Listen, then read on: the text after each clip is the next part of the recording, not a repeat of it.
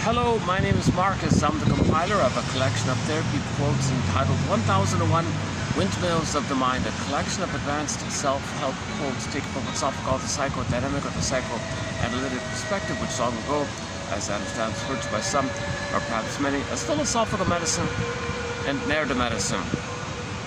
In this video, I want to pick up on the famous indigenous story about the two wolves inside.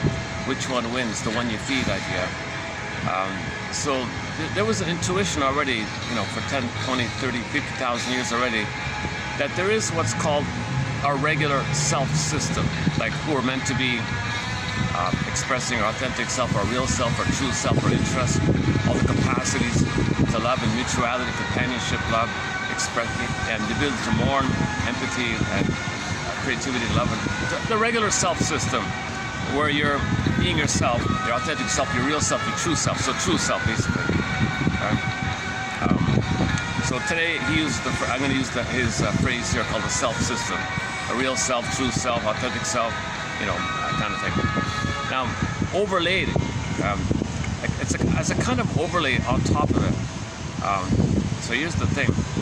When the babies, to whatever degree the baby's needs are met and you as love, that supports the self-system, self-activation. To whatever degree the child has to internalize, make a part of him, the negative attitudes of his parents, basically. Okay? When the child receives negative attitudes from his parents, for whatever reason on their end, he's going to make it a part of him. That's a part of him. That's now the inner critic, the inner voice. Now, blended in with the parents' negative attitude, the baby is enraged at this. That blends in with it. So now the baby's rage is a signal not to be rejected, but it rebounds in on himself and it blurs in with mother's negative voice. So you put it all together, you got an anti-self system, or inner critic, or guy with the horns. Feel up, take your pick. So in a fairy tale, it's the wolf that's attacking you, kind of. So that's called the anti-self system. It's not a separate entity like that. It's when the baby cries for love and it's blocked, it turns to anger, fury, rage, desperation. Okay. Now, that's a signal for mother's love. Okay. Now, if mother can't respond to the signal in the SOS, it turns in on himself. Now, the imagery is pre-verbal, pre-linguistic, myths of fairy tales, dream world like that. It's exaggerated. So poof, you got some kind of monster in there. So this monster is just a personification of the energy of the baby crying for mother's love. Okay, devil character or a demon character, whatever you want to call it, okay, it's just like a Picasso painting. It's a personification of the energy that's in angry mode, but when you loop it back, it's really the cry for love. The cry for love, block, turn into anger, block, turn in, poof, monsters of the it. So now you got this overlay, something attacking yourself, quote unquote enemy within, today's thing. So it's within. So the famous cartoon, it's within. The threat's within, enemies within, this is within like that. So when people say, battle between love and hate and good and evil, no, evil is a cry for mother's love. It's still part of the love line. There's only one love line. So connect, develop, be yourself, and express yourself. Everything's love or the cry for love. But the cry for love can turn to hate and rage and fury and desperation, devouring fantasy, oral rage, and it blocks, turns to yourself. Now within your psyche, you got this monster attacking yourself. So, let's explore the Twilight Zone for a second here. In the Twilight Zone, you got the metaphor is you got a castle. The story's about a seeker of truth. Meet so-and-so, a seeker of truth. Next stop, Twilight Zone, open the door, magical place. Okay, now he's in this castle, meaning a psyche, a person, for a person. So the seeker of truth learns that in the castle, there's a devilish guy there, in the room there. And the monk tells him that the dynamic that takes place is that the metaphor means that the cry for love, turning to anger or a devil image, it rebounds in. So it's in the body. It's hurtful like that. So that's the enemy within. He's kind of held in like that. It can lead to psychosomatic symptoms, leads to pain. You got to do things to numb it and keep it buried like that. Now, sometimes it's easier to just project, see, make up, believe, just fantasize that it's on the outside. So you just make it up that somebody on the outside is a threat. So in the plunder system, they say, we're going to plunder that place. Everybody, we're going to plunder that place. Why do you want to plunder that place? Well, they're a threat. Oh, okay, bing, bing. So that's tension release. It's easier to project something in you, the enemy within, okay, on the outside, than to face it with them. So he says that as well in the quote there. So this is called projection. When you don't want to face something with them, you just say it's outside. It's a defense against the pain that's inside, and it's kind of a way to not know that it's on the inside when you say it's on the outside, called projection. So he was saying, the monk was saying it, there's this constant dynamic all for the past 10,000 years of this guy with the horns. Okay, it's with them. We say it's on the out, it's not. Then we act like it's on the out, then people have it up. Okay, and then it's with them, it's on the out. So it's back and forth dynamic. Oh yeah, and the Mr. Menninger said this is the heart of this is the heart story. How do you call it again? I'll look up in a minute. I just saw it. He said the heart of humanity's story is this kind of thing. It's inner conflict. That guy who wrote the Melancholy book in 1500 or something, he also said it's with them. They play the song by the band Delirium. The main line in there is, can't you see, can't you see, can't you see, you are your own worst enemy. Okay, it's with them. Okay, the enemy means your cry for love became destructive. Block, destructive with them, enemy with them. Okay, now you can call this in the Twilight Zone, okay, the howling man. Civilization to the guy with the hordes, devil. This image could take the vampire, squid, wicked queens and wicked monsters, anything that's a rage wants to attack you. That's just symbol of the baby's oral rage, but it got diverted into himself, because that's the hope for mother's love. Hurting himself is the hope for mother's love. Hurting himself is crying for mother's love. Getting a psychosomatic symptom and the pain in the body is cry for mother's love. Okay, illnesses in the body, cry for an organ failure, cry for mother's love. Okay, it's going in like that. So the body's going to bear, and the pain and the symptom, the pain is the cry for mother's love. Okay, so that's what the metaphor means in the Twilight Zone. Season, was this, I forgot which one. Season something, episode something. Called the Howling. Oh, season 2, episode 5, I think it is. Yeah, season 2, I think that's it. Okay, so back to Delirium, the band, the music band, Delirium. The song called Self-Saboteur. Self-Saboteur. It's called the Self-Saboteur. Fairbairn calls it the internal saboteur. He calls this thing, your anger, crying for love, rebounding in yourself, the self-saboteur. Enemy within, threat within. Take your pick, or whatever you want to call it. Mr. Firestone just simply calls it the voice. He's kind of a little confusing when he does that, but he says, I don't know why he did it. I haven't read all this material. I'm just starting in on it, but he just simply calls it the voice, like an inner critic voice. But Fairbairn calls it the fifth column, like within you attacking yourself. Okay, the internal saboteur, self-saboteur. So Delirium got it right. The band Delirium, the song is called Self-Saboteur. Okay, the Pogo cartoon, it's within. Okay, and that's fighting the good fight. Rick Emmett's song, Fight the Good Fight, means face this thing. So back to the indigenous tale, which wolf wins? So the one wolf is the love one. That's the self-system where you express yourself. Express yourself, that's the love wolf, right? And you got the other one filled with hate. Well, which one wins? Well, the one you feed. The one you feed. So you want to accept your self-system, your support, your real self, but you got to feed it. In order to feed it, you got to face and admit the other side. You can't just ignore it. So it doesn't mean an either or. You got to acknowledge that you cried for love, like that, and you were angry and you internalized. With the anger to yourself, you absorbed in mother's attitudes. Now the child picks up the parents' attitudes subliminally. It doesn't have to be like openly expressed. If the father doesn't want the kid, he picks it up. I don't want you to go away. I hate you. He hates, I hate myself. I hate myself. The kid somehow picks it up subliminally or non-verbally. If the father has, or the mother and the father have that kind of attitude, he picks it up and he does it to himself, kind of thing.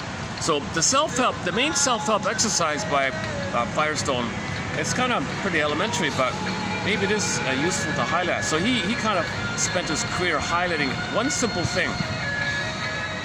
List how you criticize yourself. Say all these things. I'm a this, I'm a that, take it, fill in the blank, right? Okay, fill in the blank. I'm no good, okay.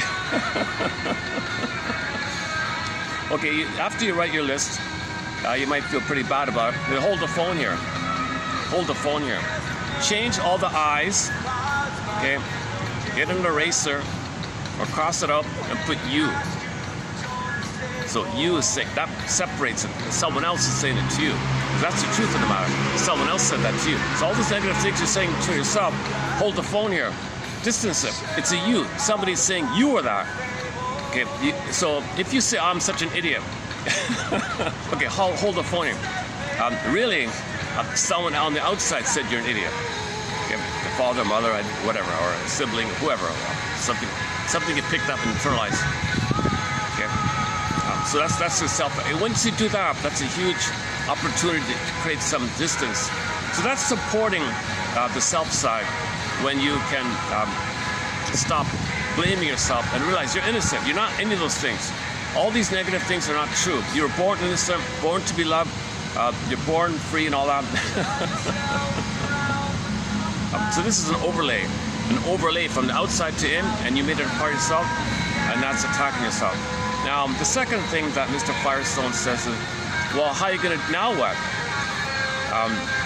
Well, the positive side that did get some love is kind of weak. It still needs a completion of mother's love. So he says you create a fantasy bond, a fusion with some fantasy mother. So you make up a fantasy of the fusion, and that keeps the system. So you're in a state of a fantasy that somebody loves you unconditionally, okay, while this inner voice is attacking you, and you're fantasizing something loves you.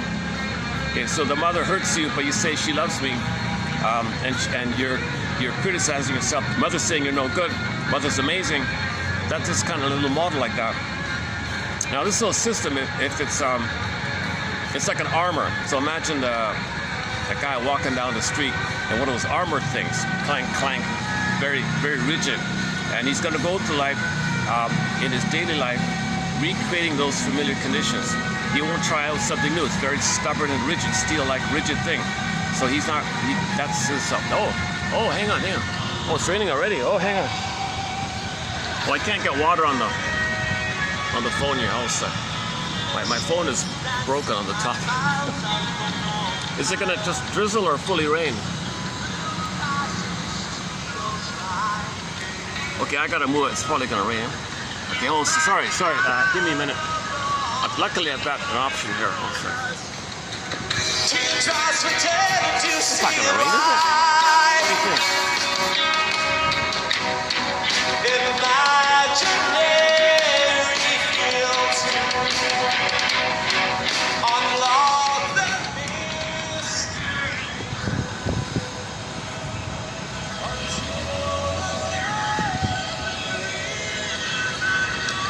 Oh, it's just a little, okay, just a mini.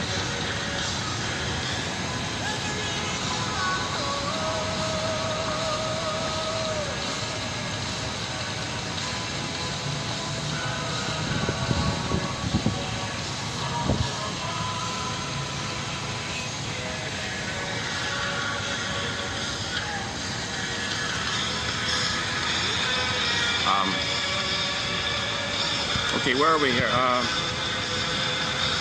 Okay, so I just discovered this author. He's not a shrink, he's not a medical doctor, he's got a PhD and all that. And he wrote a bunch of books. His phrases, I think, didn't work. Fantasy bond, okay. The illusion of fusion, so he took Helmut Kaiser's phrase about the illusion of fusion. People have a need for fusion, people have a need for oneness. And it's a fantasy bond, but it's a bondage, by the way. Like bond, when he says bond, he means bondage. You're tied, like the knight in armor thing. You're kind of bonded there. It's a toxic thing. It's an infantilizing thing. You're stuck waiting for the sweetness and the symbiosis and the merging, the fusion that you didn't get.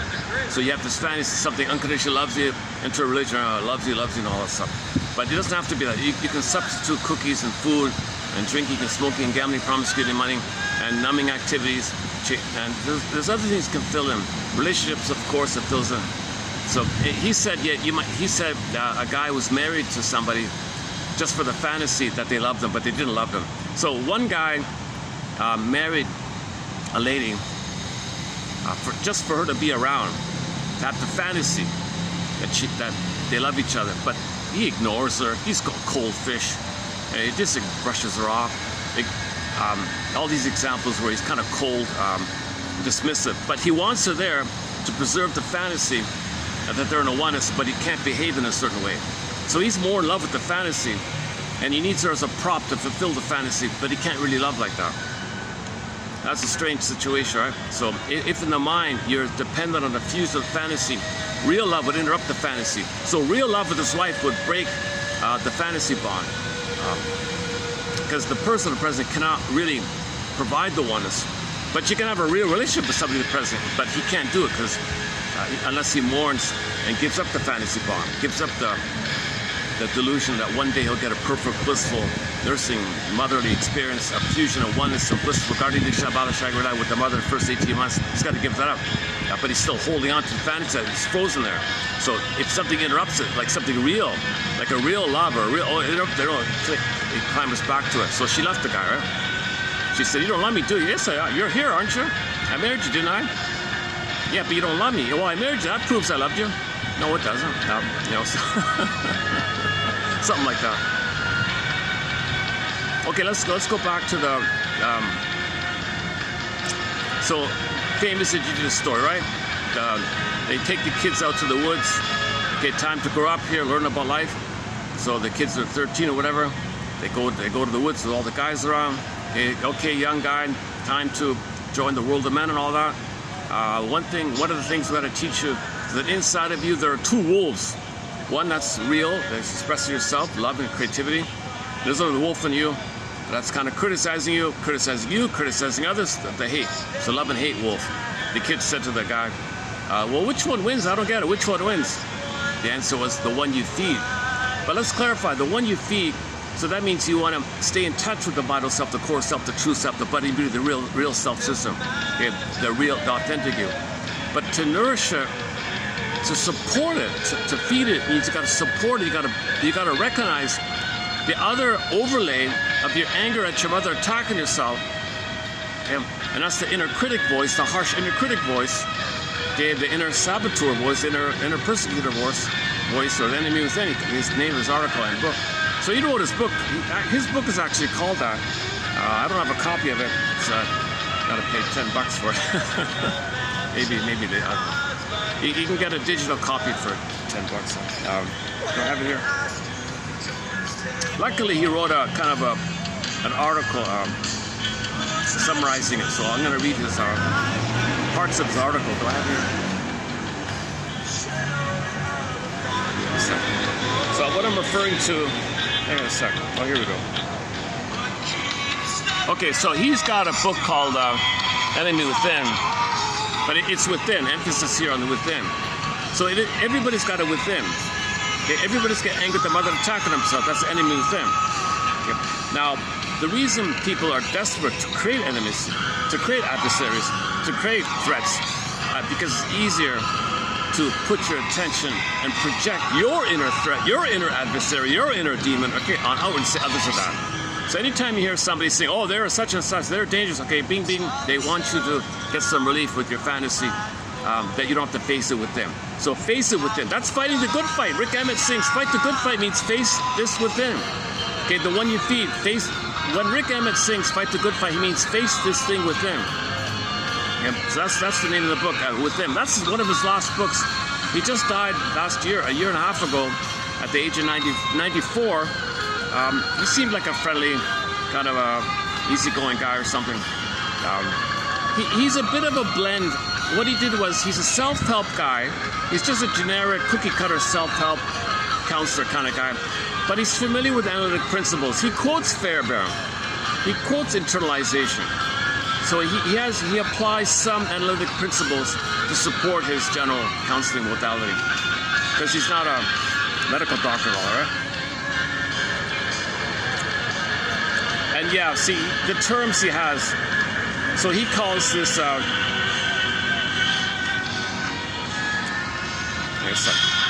What I think why he's not famous or anything, why his terminology is not gonna attract a lot of people. His terms are miserable. So this exercise, his main exercise, is to identify that your inner voice. Like I also have this issue. I don't realize I'm saying this about myself.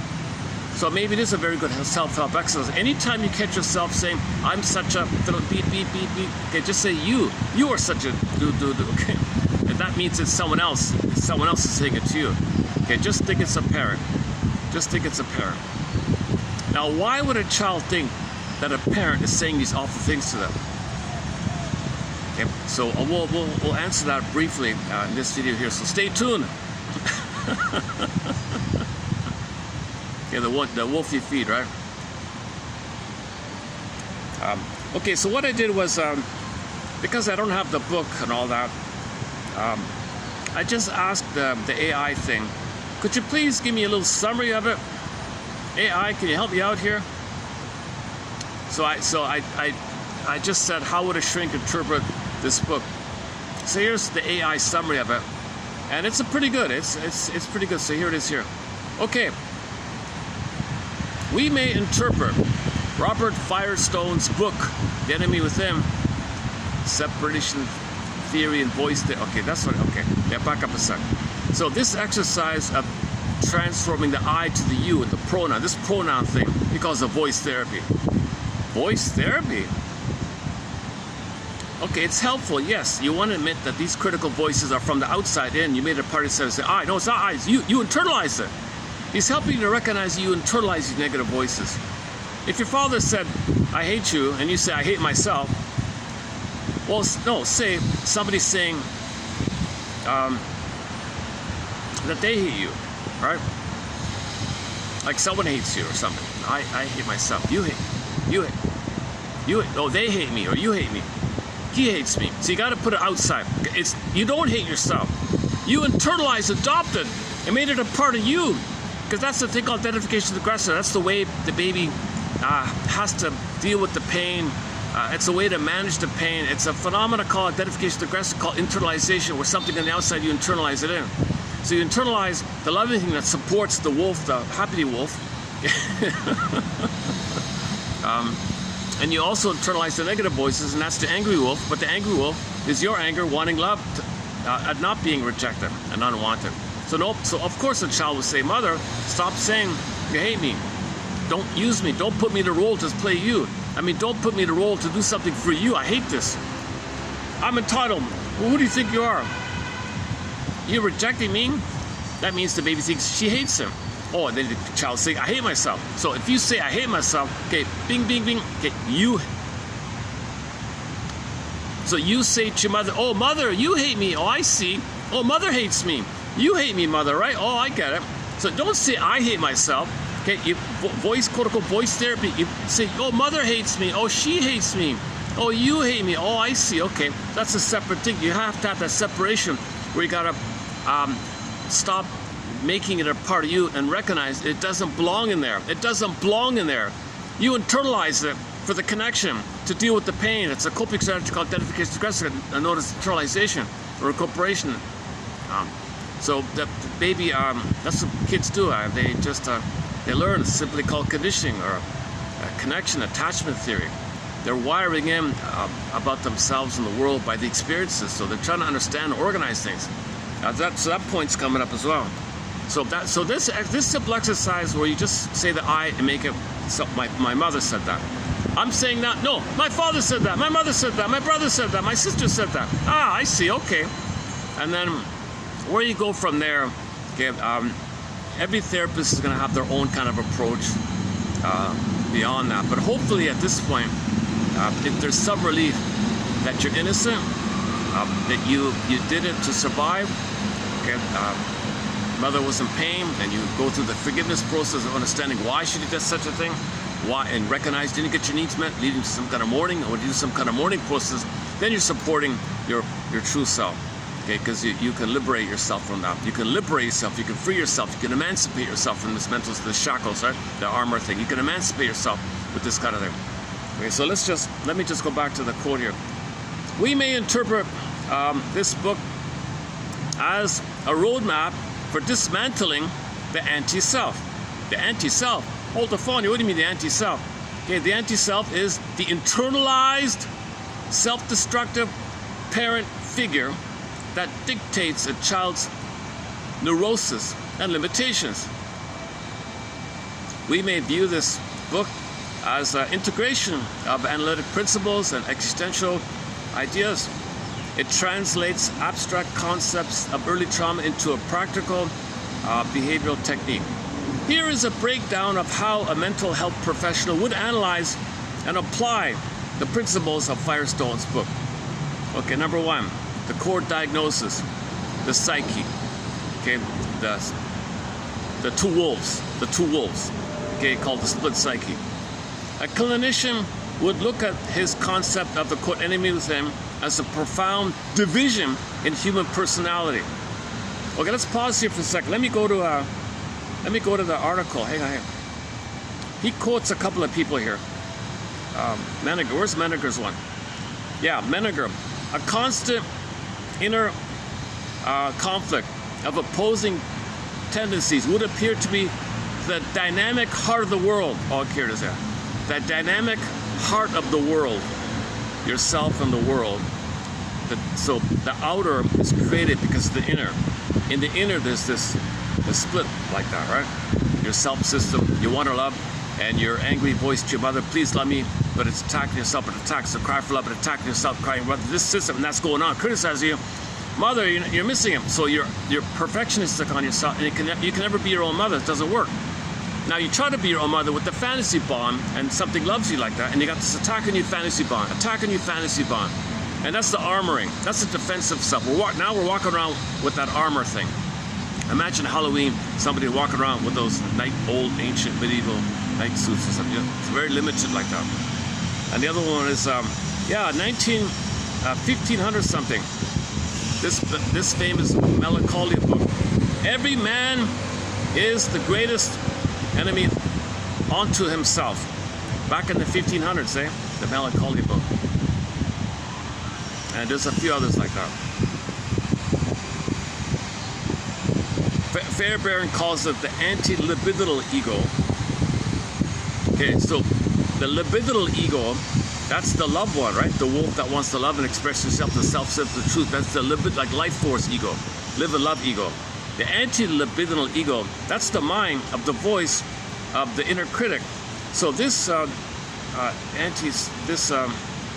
your rage, okay, poofing to a monster, and it's attacking you, but it's crying for love. Imagine that it has a mind of its own. That mind of its own is called the anti-life force ego. So it's not an instinct. So the confusion, it's not like Arrow standard. It's not an instinct. There's only the cry for love. I was thinking maybe we can call it like a pseudo. It might be a little bit of a bridge, a compromise to say, nobody uses Thanatos anyways. We discarded that 100 years ago, whatever.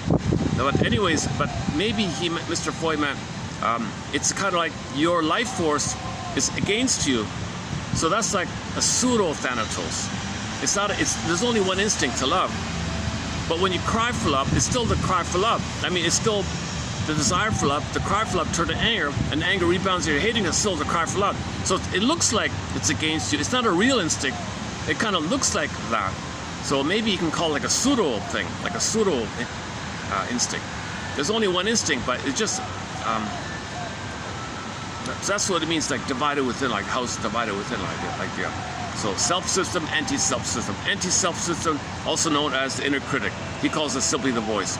He calls it the anti-libidinal ego, or the internal saboteur, self-saboteur, or enemy within, or the other one he called Fairbairn. I never used Fairbairn's one. He calls it, where is it here?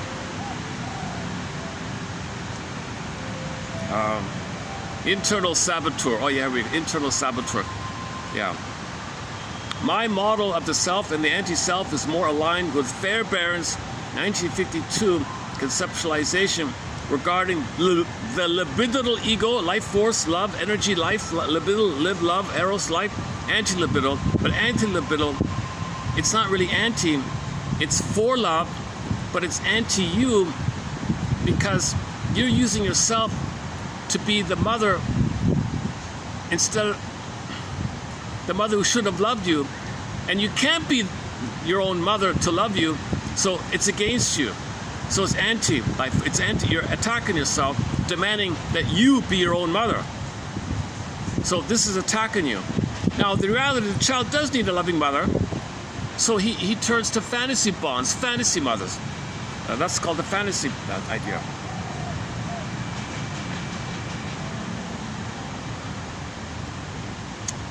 Okay. Okay. Let's go back to the AI one here. Okay, so the core diagnosis, the split psyche. Okay, so we may look at Firestone's concept of the name of his book, The Enemy Within, as a profound division in human personality, the heart of the world. What do you call it? The heart of humanity. What did Menninger just say? Oh, for Pete's sakes. This conflict is the heart of humanity. The heart of the problem. The tool, which wolf wins? We have these two wolves inside. Okay, next part here. So the self system. When we say the word self system, I confess I wasn't sure myself. The self system. Okay, he means it in the positive one, the health, the love side, the libidinal one, the live and love one, right? Your ability to express yourself, real self-activation, true self-activation, authentic self-activation, vital self, core self, real self, the body self, okay, and the capacities, empathy, love, like companion love, sharing, making I statements, being in the present, not using somebody to replay the past, hope for a better past. Okay, so the self system, okay, the healthy, life-affirming, and unique essence of an individual that seeks growth, love, and fulfillment. The anti-self system, okay, this is the hostile inner fill in the blank made up of internalized negative feedback, parenting errors. So if the parent makes a mistake out of incompetence, that'll be part of it. Might just be an accident. And early childhood rejections. Now, this experience of the negativity on the mother and the father, the voice of it is simply called the voice, the critical inner voice, or it's simply the voice. The linguistic expression of the anti-self. The linguistic expression of the anti-self. So it might have been pre-verbal, but now you're saying it to yourself. A therapist would recognize that when a client says, "I'm no good," they are actually parroting like a parrot, an ancient protective defense mechanisms. Protective defense mechanisms mutated into an internal attack. It mutated. So the father says, "You're no good." It mutates, it's within you. Now your mutation, "I'm no good. What the hell?" So that's called the voice, or the inner critic, or the anti-libidinal ego, or the voice of the anti-libidinal ego, the internal. So the voice of the internal saboteur. Let's use Fairbairn's internal saboteur. I've never used that. Let's use Fairbairn internal saboteur, or self-saboteur. Let's use the song self-saboteur. We got a song called self-saboteur, for Pete's sakes. Internal saboteur. Yeah, let's just stick with internal. So the voice of the internal saboteur is, "You're no good." Okay, play the song by Linda Ronstadt. "You're no good, you're no good." So anytime you're saying to yourself, "I'm no good," no, somebody's saying to you, "You're no good." Now you can tell them to back off. So at least you know it's outside. You can do something about it. If your mother says you're no good, what's going on with you, mother? You're really in pain to do this. You must be in a lot of pain to attack me like this. Talk to me. So you can make it about your mother. Why she's analyze your mother, put her on the couch. If your mother's saying you're no good, put her on the couch, right? You don't internalize and say, "I'm no good," because you don't need that attachment anymore. You don't need this anymore, right? You want to exercise it. You want to get it out of you, right? You want to unravel, untwine, free yourself, break free from, emancipate yourself from mental slavery. You want to break out of this armor thing, right? You want to hop around like a bunny, like we saw yesterday. Yesterday we saw a rabbit in that place. A therapist would recognize that when a client says, "I'm no good," they play the Linda Ronstadt song, "You're no good." what a, you know, children hearing that song on the radio. If children are alone, unloved, in an unloved home, and they're bombarded with that song, that Linda Ronstadt song, they may actually internalize it and say they're no good. They may turn to Linda Ronstadt as somebody out there, you know, that they can trust or something. But and if they're telling them you're no good, so if Linda Ronstadt is a pretty girl and all that, and people think she's accepted, everybody adores her, all the guys are crazy about her, she's the woman of all women, okay, symbol of mother, so you think there's a mother, and the mother's telling you you're no good, and you internalize it. If a pretty woman, okay, who's considered quote unquote the women of all women, so she was the prettiest female vocalist of the day, okay? So children that time in the 70s hearing that, having an immense feeling that she's such a pretty girl, and every guy was goo goo gaga for her, right? So she was considered quote unquote the women of all women among the men people. She said in an interview, these guys are all, you know what, she hated all these guys. You're no good. She had some very harsh things to say about her colleagues, and her excuse, her reasoning is because men felt that the music thing was a male thing. The women shouldn't be rock stars. The band Fanny, they said they had a hard time because they were the first female rock band called Fanny. Pat Benatar, she came from a wealthy-to-do family, so she had a lot of backup. And then things lightened up after that, right? I guess. But early on, the women had a hard time, they keep saying. But anyways, if everybody said to Leonard, you're no good, you can't be a rock star, then she said, I sang the song, you're no good. So she internalized it and sang. Okay, so just don't identify with these. Don't internalize and make it a part of yourself. But children do make it, so we got to exercise it. We got to exude, we got to get it out. Like, so you get it out by saying, anytime you say, I'm no good, stop, hold the phone. No, I'm good, I'm okay. Nothing to do with me. Somebody said that to me and I picked it in because I wanted the connection. You mean my mother said I'm no good? I don't remember hearing that. Well, if she slipped up, if she's on the phone, she says you're no good. If you want to feel safe, your mother says, leave me alone, I'm on the phone. The baby interprets that later on in linguistic terms as her saying, you're no good. I don't want you, or something like that, right? Or she even called, for example, you could call it the inner governor, a hostile inner governor made up of internalized negative feedback, parenting errors, and early childhood rejections. Okay, the voice, this voice, the linguistic expression of this anti-self. A therapist would recognize that when a client says, I'm no good, they're actually parroting an ancient thing here. All right. Therapists evaluate. Okay, the next part. Okay, another something I haven't said here. When you break out of your system that you created, there's going to be a lot of anxiety, separation anxiety, abandonment depression anxiety. One guy calls it annihilation anxiety, self-persecutory anxiety, self-disintegration anxiety. I don't like his phrase, but he calls it death anxiety because the child thinks he'd be a goner.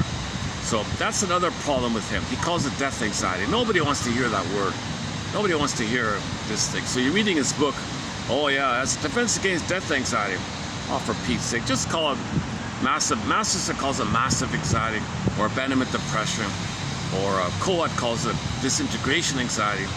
You know, but to call it death anxiety, you're doing more harm than good, I think. So I think he made a mistake with that, personally. Anyways, so when you self-activate from the real self, you're going to trigger the death anxiety.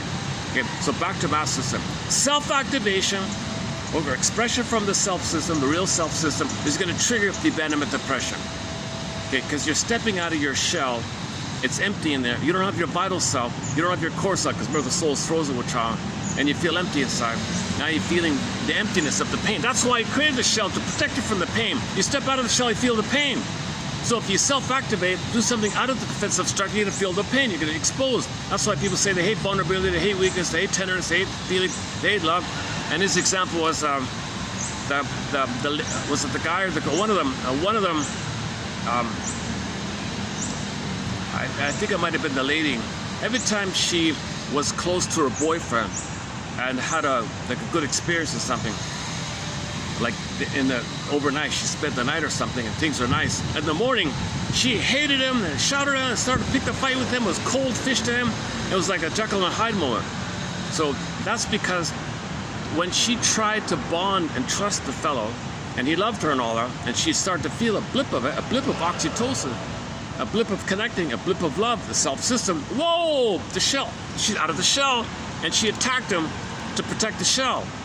So she'd wake up in the morning and shout at him, what's going on here? What happened here? Did I say something wrong? Did I say something in my sleep? Play the song, I heard you talking in your sleep. I don't like that singer anymore. Before I heard his story, I was okay with him. Lyrics are too. That's what I'll talk about. Very surprised to hear about that singer. But anyways, it's a pretty good song. I used to like that song a fair bit. I heard you talking in your. Okay, that part's coming up. So the woman wanted to possibly love the guy. She felt a blip of oxytocin, right? She spends the night hugging and all that. Okay, they were romantic all night and embraced and held each other, slept together, and then she woke up. Whoa! Panic! She was cold and angry. Never wanted to see him anymore because it was out of the shell. So she felt the emptiness, trying something new. That's how rigid. That's this armoring thing. You see. And yesterday's 2 videos ago was the example about the boy who was abused, went to the happy aunt family. They were nice to him, but she rejected it, wanted the old way. One girl, Gretchen, was abused by the father. She would only, the father was mean, was very mean. So she would only marry mean men. So she would choose men that looked like the father, or distort her perception of him to think it's the father. So direct selection, distortion, or provocation. The 3 he's got here as well. So she'll choose a man that kind of directly looks like the father, or she, in her twisted fantasy called distortion, she'll distort and twist the perception. Oh, you look like my father. Oh, that's good enough. Or she thinks I can provoke him to be like my father. I'll coax, prod, be passive aggressive. Hide his mail every day. Hide his slippers every day. Put too much salt in it. I'll do these little annoying things to make him angry, so he'll be mean to me. I want to recreate the armor. I want to fight. I want to be cold. I want to recreate. So that's the Gretchen and Eric story 2 videos ago.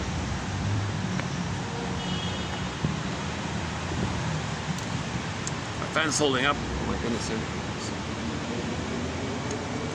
This has been a big help. This little simple little fan has been a big help. All right, I put the fan.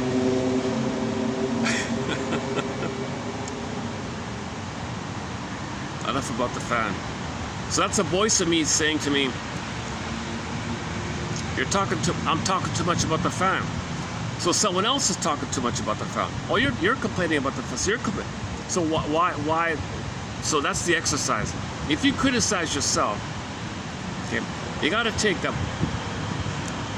So what did I say? Enough about the fan.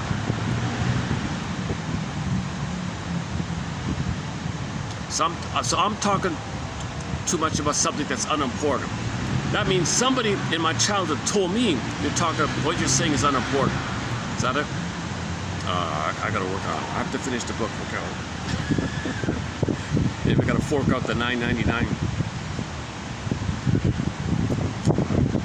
Where are we here? Okay, so he calls it, back to this abandonment depression. I don't like his phrase, but let's just put up with it for the time being here.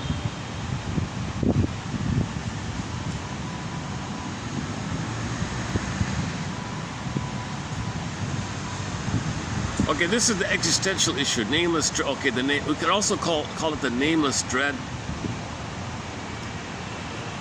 Okay, let's not get into that. Let's go to the next part here.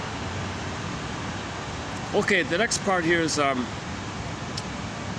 the baby needs oneness. He needs a good mother who loves him. So he makes it up in fantasy mode. Like the guy in the desert, thinks the sand is water and believes it's water, and so stuff like that. You're desperate to create in your fantasy what you need. Okay, so the fantasy bond. Where are we here? Clients often form an imaginary connection with abusive or neglectful parents to cope with early trauma. Therapists view this bond as a toxic safety blanket that adults must shed to find true intimacy. Okay, this dependency on smoking, drinking, food, overeating, gambling, this is a toxic dependency.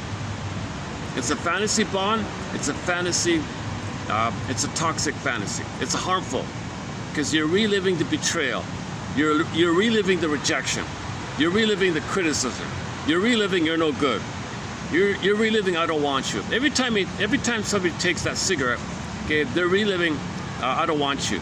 And the more you're addicted, that's in correspondence to how much rejection there was.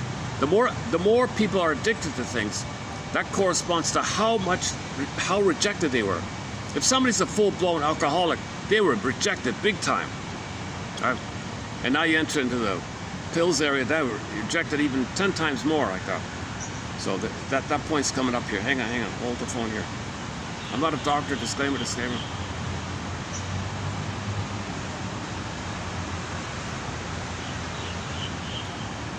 Therapists view Firestone's separation theory as a guide to psychological individuation, what it's all about, right? Okay, so 3 phases for this individuation area. So number 1, you got to break the fantasy bond. Clients form an imaginary connection with abusive parents. Okay, so you fantasize.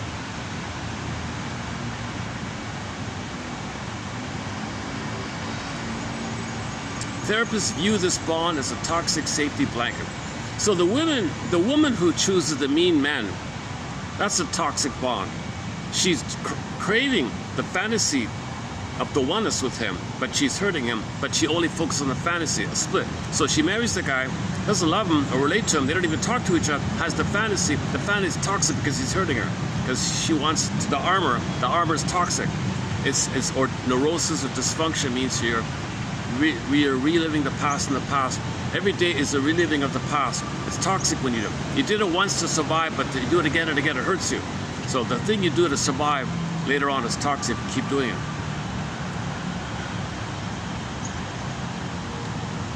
A toxic safety blanket that adults must shed to find true intimacy. Okay, exposing this voice, exposing parental interjection. The client must identify where their self-loathing comes from. Therapists help clients see that the voice does not belong to them. It belongs to their historical caretakers. It belongs to them, not you. This is not your voice. You made it your voice, but it's not your voice. It's not really your true voice. You've adopted it, and you think it's your true, but it's a false voice. So you gotta parse it out like that. That's the whole therapy. That's the focus of his 60 years of, he's 94, right? So whatever, 60, 70 years, whatever. He said he was a therapist.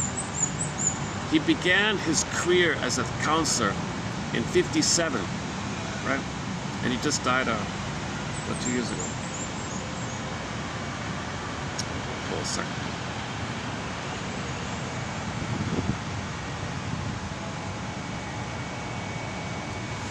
Let me take a little musical break here. Hold a second.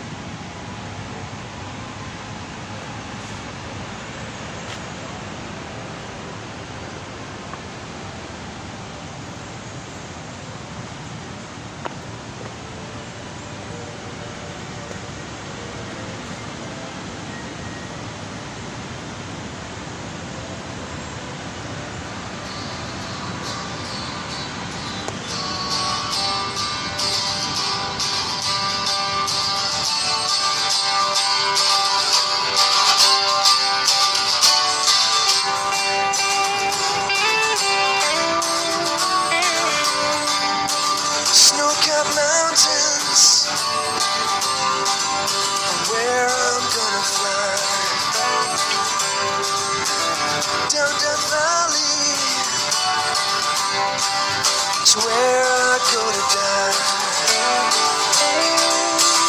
Oh, the color of the night bleeds into the day. Held on for too long, blew the kiss away. From the ashes into the heart of the flame. Down it all crashes for the passion to rise again.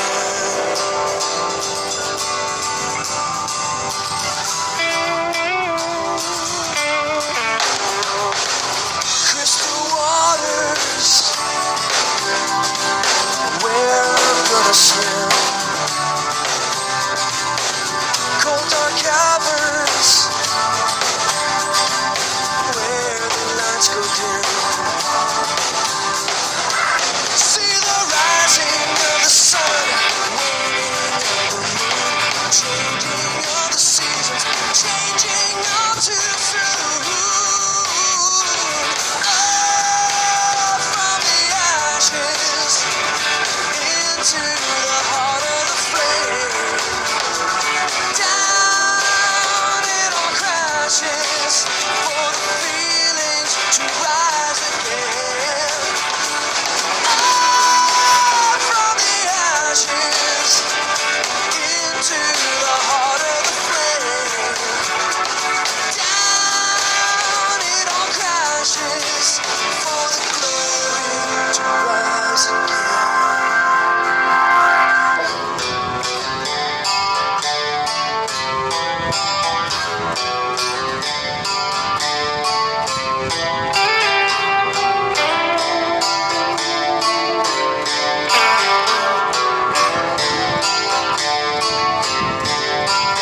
Desert island,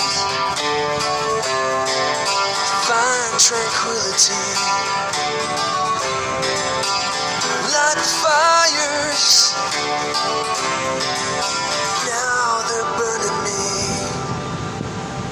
The pounding of the waves crash onto the shore. Dam is bound to break, it can't take no more. From the ashes into the heart of the flame. Down it all crashes for devotion to rise again.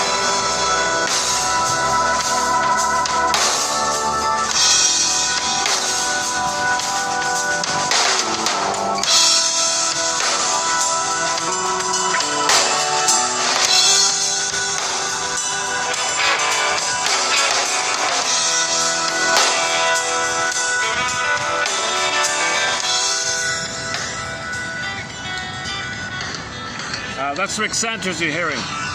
Rick Santers.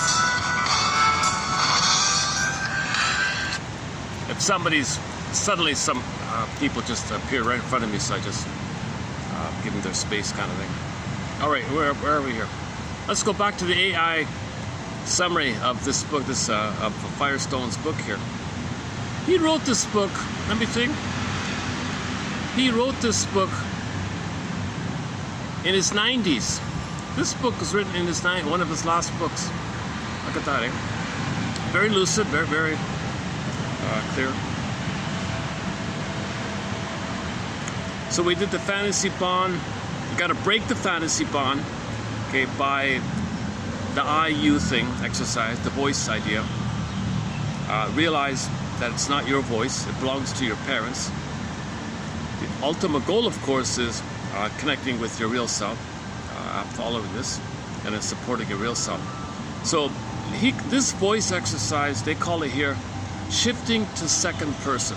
The therapist instructs the client to verbalize their negative thoughts using you instead of I. We're so usually it's the other way around, right?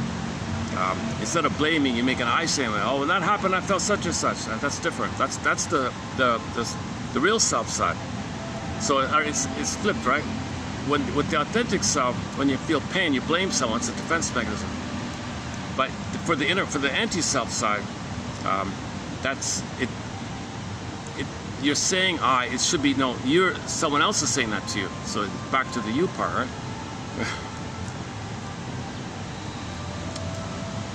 The therapist instructs the client to verbalize their negative thoughts using you instead of I. For example, changing I am ugly to you are ugly. Oh, it's a woman, right? So one woman said, I'm ugly, I'm ugly. No, stop it. Somebody said that to you. Your mother was dissatisfied with your appearance, and you thought she said that. And she did say it. You put it into language when you learn language, but your mother thought you were an ugly baby. But that's her opinion. You tell her that, you know what? That's her business. Put her on the couch. So put her on the couch. Why she would have this inability to love her baby. There's a problem with her. So her saying that is anger on her end. And her anger is a cry for love on her end. So her saying to you, the mother saying to the baby, you're ugly, that's on her end. She wants approval from her mother. So the child internalized this, and the child says, I'm ugly, or grows up and says, I'm ugly. No, the mother said that, but that's code for the mother wanting love.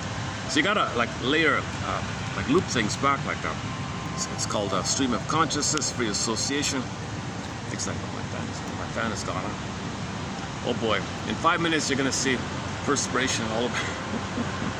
It's about 40, with no breeze, yeah. It's about, it's only 35, but with the heat factor it's about 40, I think.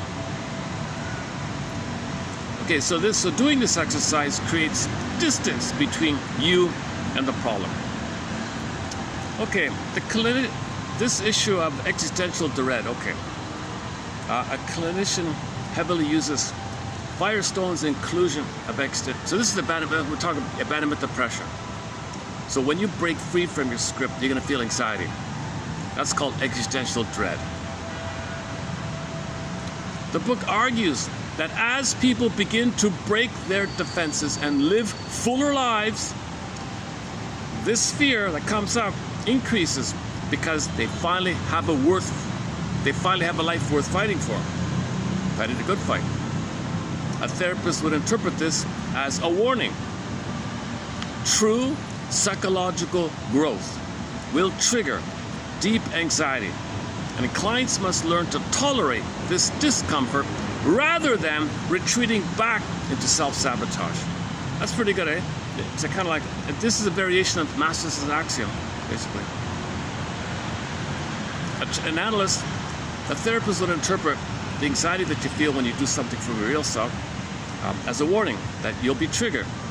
And clients must learn to tolerate this discomfort because you're not in the past, you're not going to perish. You're an adult in the big body, you're not a little baby. You're okay, but you'll feel, there'll be physiological reactions, but just hold on to the present. Realize you're in the present. Know that the present is the present. Like embrace that you're in the present, that you got a story that's understanding, and you're going to feel some little releasing kind of things going on, right? But you'll be tempted. You'll be tempted to go back to the old way. Okay, that's called defense. Retreating back to self-sabotage. So self-sabotage ties you to the mother. Self-sabotage, self-defeating, it ties you to the system. Ties you to the system where you blame yourself and fantasize mother's a goddess. You say you're no good, mother's great. I'm no good, mother's great. And you can see, and you can apply this to relationships. This model, this internal working model will be transferred and acted out in relationships, so you can see the problems like that. A dramatic and powerful division within the mind that exists. So this is the two wolves, right? To varying degrees within all of us.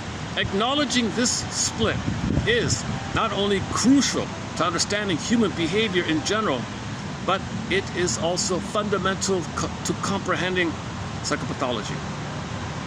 Back to Fairbairn. The anti-libidinal ego, or the internal self-saboteur, as Fairbairn called it, quote, produces a cyclical psychic condition in which natural maturing becomes extremely difficult. And then it's easier, and then it's, of course, the general tendency. It's easier to project the internal saboteur onto others and fight with others, thinking others are sabotaging you. No, you're sabotaging yourself. No, they're sabotaging me. They're a threat to me. No, you're a threat to yourself. You project. It's easier to do that way. That's why you hear it all the time. Okay, play the film Canadian Bacon. That they were clamoring. We got to make up an enemy. Got to make up an enemy. Got to make it up, or just pretend, real or not real. I don't care. Got to have it. Got to have it. I got to project. Got to project. See, real, not real. I don't know. Got to have it. So they were trying to set it up like that.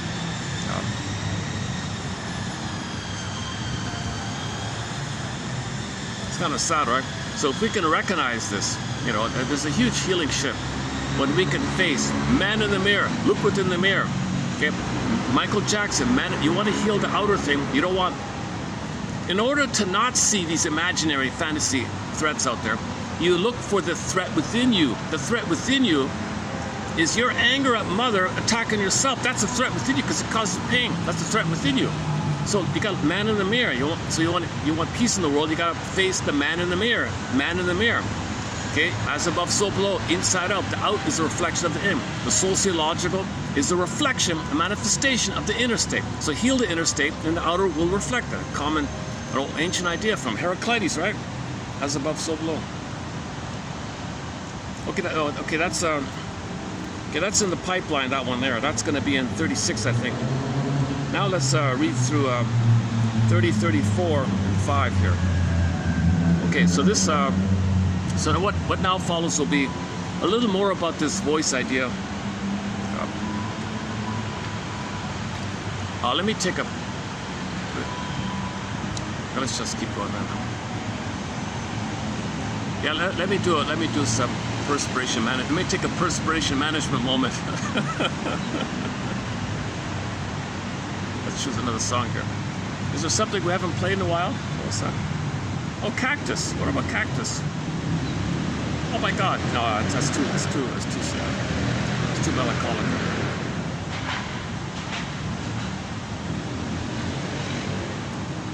First time for everything. Lured Away. Well, here's just a fun, simple song. Yeah. Okay. Lured Away. All right. We mentioned the band Fanny. So here's Fanny in their rebooted version called Fanny Walk to Earth.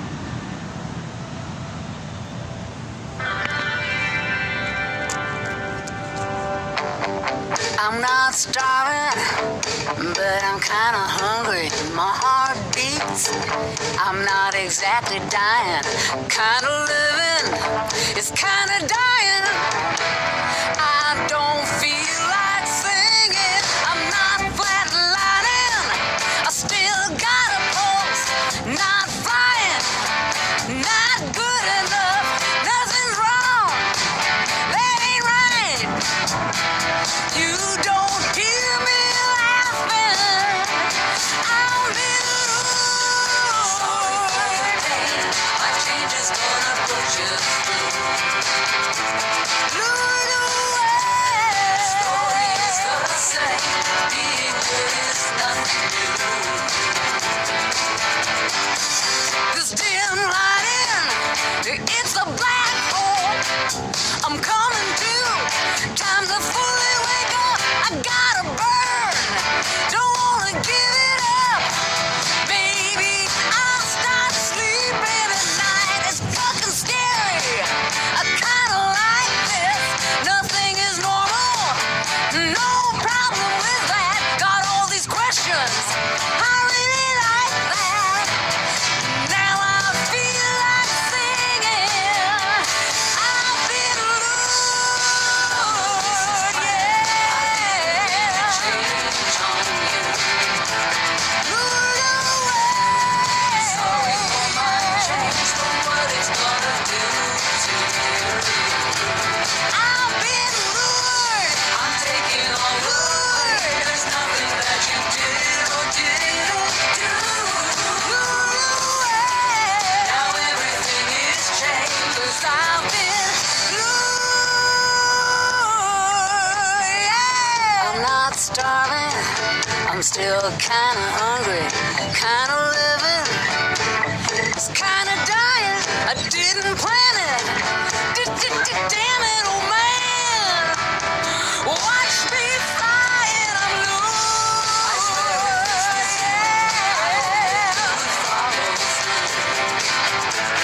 Lured away. If I were a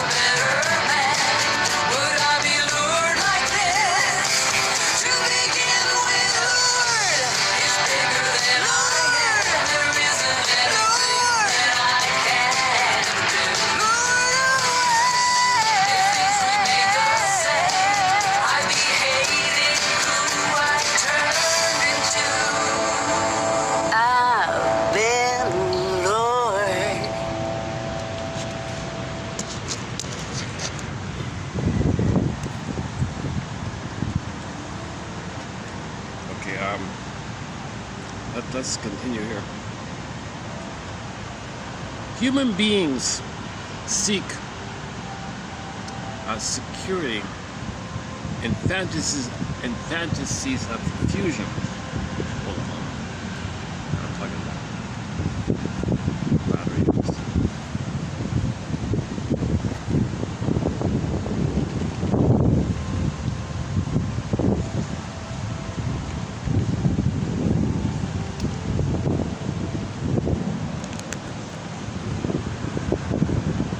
This one. Backup battery here. My built-in batteries, less than 2 hours. My built-in storage is just under 3 hours. And the switch over to the chip doesn't work, so for the time being, no video will be over 3 hours.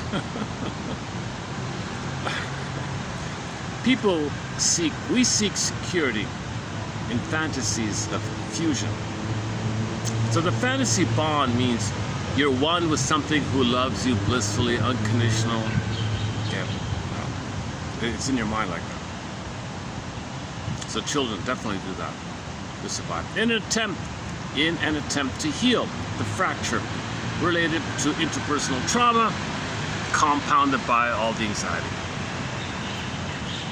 Painful elements in parent-child interactions are incorporated in the form of a negative thought process or voice, creating a division in the personality between self and self-system. Oh, hang on. Back up a second. Let me dig up this chart here. It's going to show up here. So it's a simple little diagram here, but let's do this.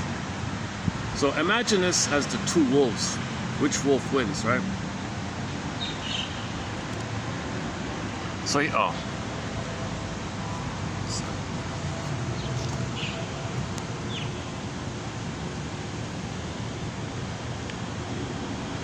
How do we get it to stay?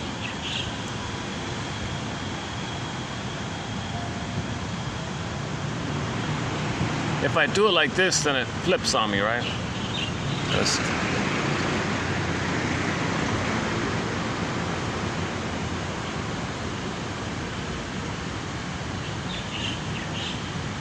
aha. Okay, we got it, right? It's a short. Am I getting it here? Okay. Sorry, I'm being a little lazy here today. Hopefully you can see it. Oh.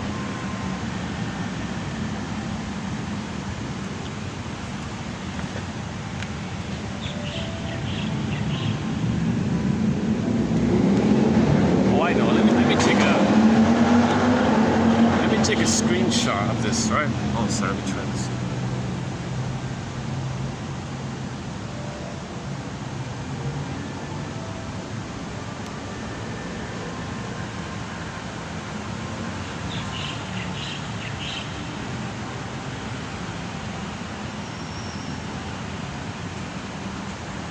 Oh, feels like 38. I see. Not that bad.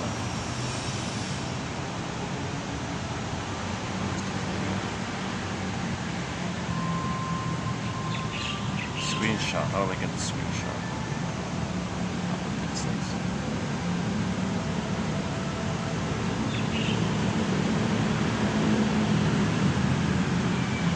Oh, the option's not showing. The option's not appearing. Let's try again. Oh, for Pete's sakes. Okay, I have to do it upside down. Sorry. Okay, so inside of you there are two, there's the bottom one here, that's the real you, the self-system. Okay, it's based on your mother met your needs, you can express yourself, realistic goals, ethical behavior, you can make I statements, have empathy, all the regular stuff. Okay, you have differentiated from the mother, you have a sense of self. Your mother was attuned. Okay, you can soothe yourself.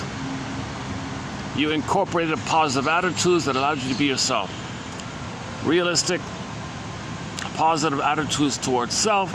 realistic evaluation of talents, abilities, etc., with generally positive, compassionate attitude towards self and others,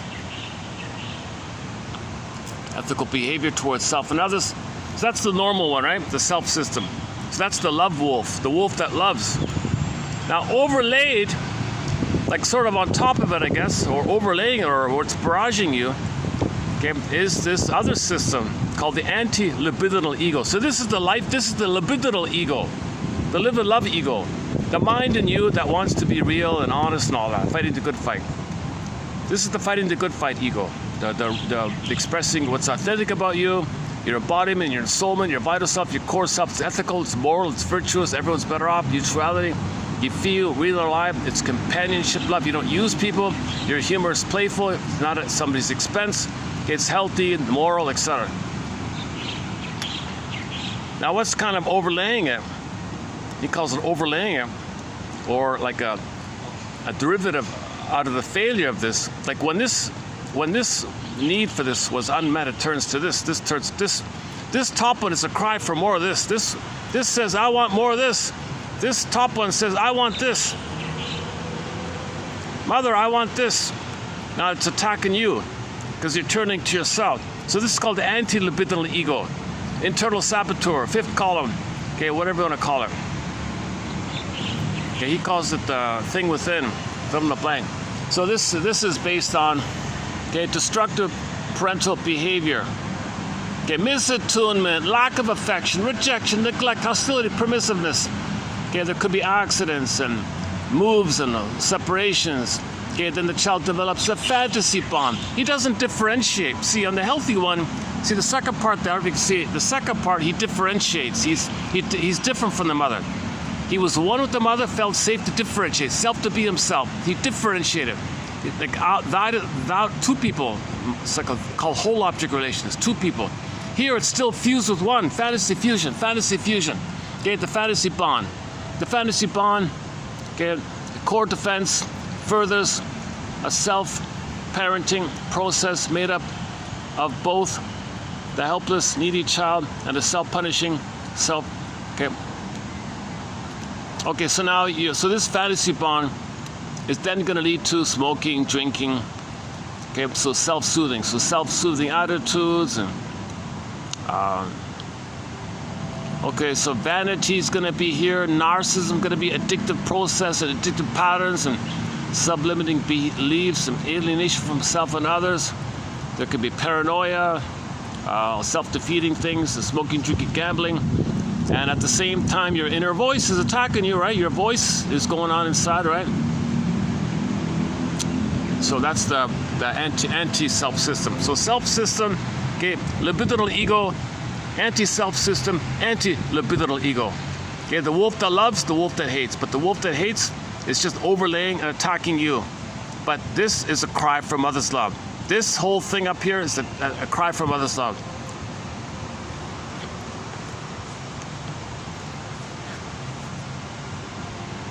So luckily he wrote a little article about his book, like a summary kind of statement about it. Okay, now let's go back to more about the voice. He publishes like in humanistic, like this is from the Journal of Humanistic Psychology. Right? He's not a medical doctor. Okay, human beings seek security in fantasies of fusion. So remember, in the healthy one, he differentiated. Okay, so in the theater of the mind, there's a self-representation that has both sides, limitations, not perfect, but gifts. You can hold it all. Others are flawed, love, cry for love, hopes and dreams didn't pan out, in pain, the mother is seen as two, loving and frustrated as one person, not split either or. So it's like called both and and both and.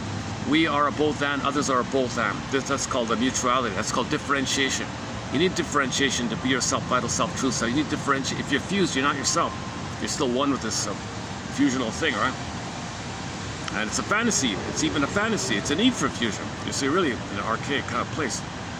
So that's the fantasy bond. And it's a bondage, leads to the bondage. Okay, so where are we here? To maintain their sense of stability, people gradually recreate their past and new relationships. Yeah, so you recreate this. That's the armor idea. So back to the guy walking down the street with his armor, clanking, medieval knight armor, clanking, clanking, clanking.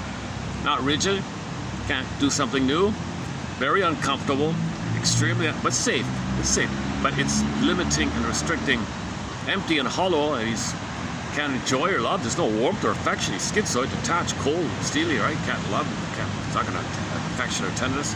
He's a, like it's a battle, right? It feels like it's always a battle. It's like armor like that. Go to our quotes from the classic TV show Route 66, the first one down, about the hermit crab. You're like the hermit crab. You fell out of the armor and you're marching all the time. You didn't realize childhood is over. You're still marching, like the crab without the, like you fell out and you're the crab part, like the armor, like you're missing your soul, like you meet the meat part, your vital self, the body, the mammal, the feeling, the flesh, right? And you're just the armor, the crab, the heart. And you're like that armor guy. And you didn't realize that you didn't realize that you're not wrong. Your parents were wrong. Your parents had problems. You didn't realize that. So you're marching and marching, marching like the hermit crab. Go to our, yeah, that's the first one. That's one of the best quotes on our channel. That's the episode about the mask, the lady with the mask. Interesting episode. She had a gruesome mother, a very abusive mother. She went back to face her. Man, oh man, was she cold, this woman. And the daughter said, "Don't you have a tiny crumb of warmth for me, your daughter?" She couldn't. She realized it. And then she, after the speech from the guys, the Route 66 guy, then she faced the mother, right? "Don't you have a crumb of goodness for me?" The mother didn't want the daughter. She went, when it clicked, when it dawned on her, man, oh man, she darted out of the house, and the guys are in the car revving the engine, vroom, vroom, get out of here. And, that was a very emotional scene. I teared up at that scene when I saw her run like that. Very good episode. I forgot the name of the episode. Look up Route 66 on our channel. We got 11 quotes on our show. Excellent show. Some of the best quotes in our entire encyclopedia, 20,000 quotes, come from there, the top 11. The top 5 of the 11. That's the first one there. But the armor idea, the hermit crab. You're like the hermit crab. You fell out. You fell out. You're like the hermit crab who fell out. You're marching and marching. You don't realize childhood is over. You're still marching and marching, like the knight in the armor walking down the street. So you recreate it in daily life, in regular, as you live your life. You're still in that place. You just recreate it. Coax people to play the old role. Recreate the familiar, painful thing. To maintain their sense of stability, people recreate their past, relive their past in the present. You're not living, you're reliving. They establish the emotional environment of the original family through 3 major modes of behavior. Okay, like we said before. Selection, distortion, and provocation. Oh, here's the rain. Where's my umbrella? Hopefully it's just hang on a second. Let me hold something over the phone here. Let's try that.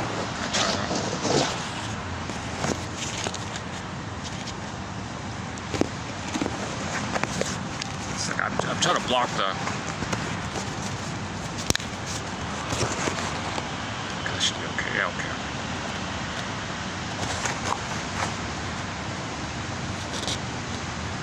Just a little mild drizzle here.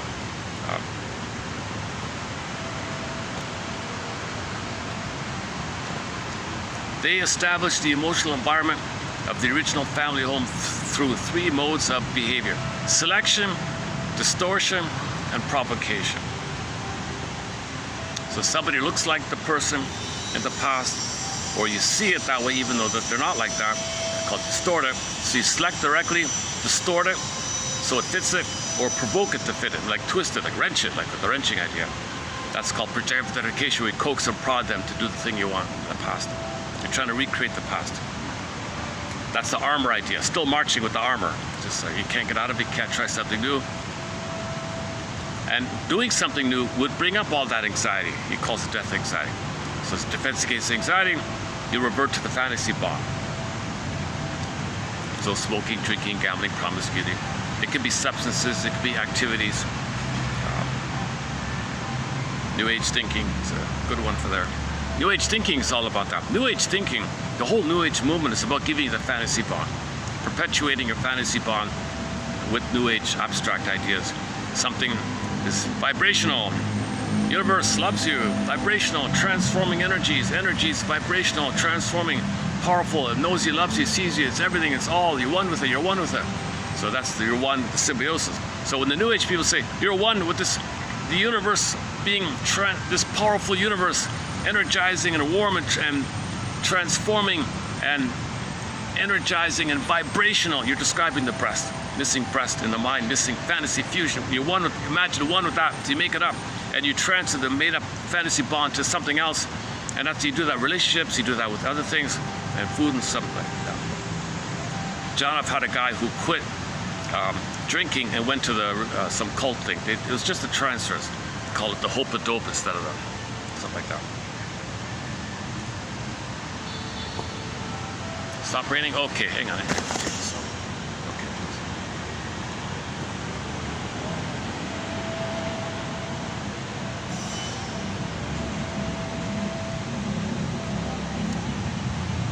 Where are we here?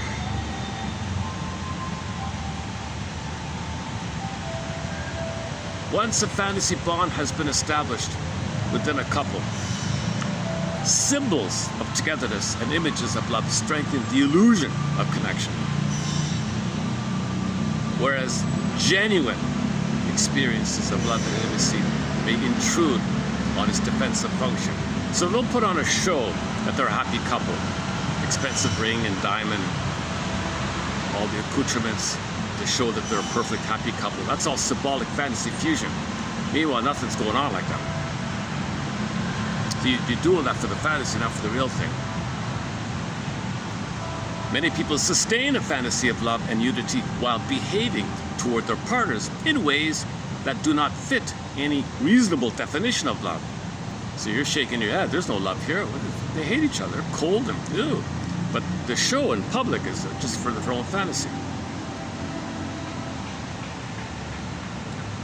These marriages are devitalized, turns to sour milk, rust out. Even when the relationship or marriage lasts, each person's individuality, independence, and overall sense of well-being are often seriously compromised. They appear to crave debilitating conventional forms of safety, security, and quote togetherness while rejecting genuine closeness. That's when the girl said, we're married, but I don't feel close to you. They tend to relive early painful experiences from childhood in their present relationships, while at the same time maintaining a fantasy that they somehow can escape life's challenges through merging with another person. They fail to realize that to use a relationship for this kind of security, i.e. to secure a lie about life from another person, is tantamount to losing that relationship. Okay, let's more about the voice. So this voice idea, with inner critic, let's say, can be conceptualized as being an overlay. So the voice is the linguistic expression of the anti-self system that we talked about earlier. An overlay on the personality that is not natural or harmonious, but learned or imposed. This is Fairbairn's concept of the anti-libidinal ego. Libidinal means life force, anti-life force ego. Anti your life force. You see, it's a force against yourself. It's your own energy attacking yourself. That's the enemy within. That's what he means. It's your life force for love against you. It's your cry for love against you. Like, what the hell, right? That's why you got to be careful when you are angry at somebody, because the energy within is attacking yourself. So you hurt yourself sometimes if you're verbally saying negative things towards others. You actually, the energy, you're kind of like criticizing yourself. That's why people have to be mindful, because sometimes they hurt more. It hurts them more when they hurt others like that.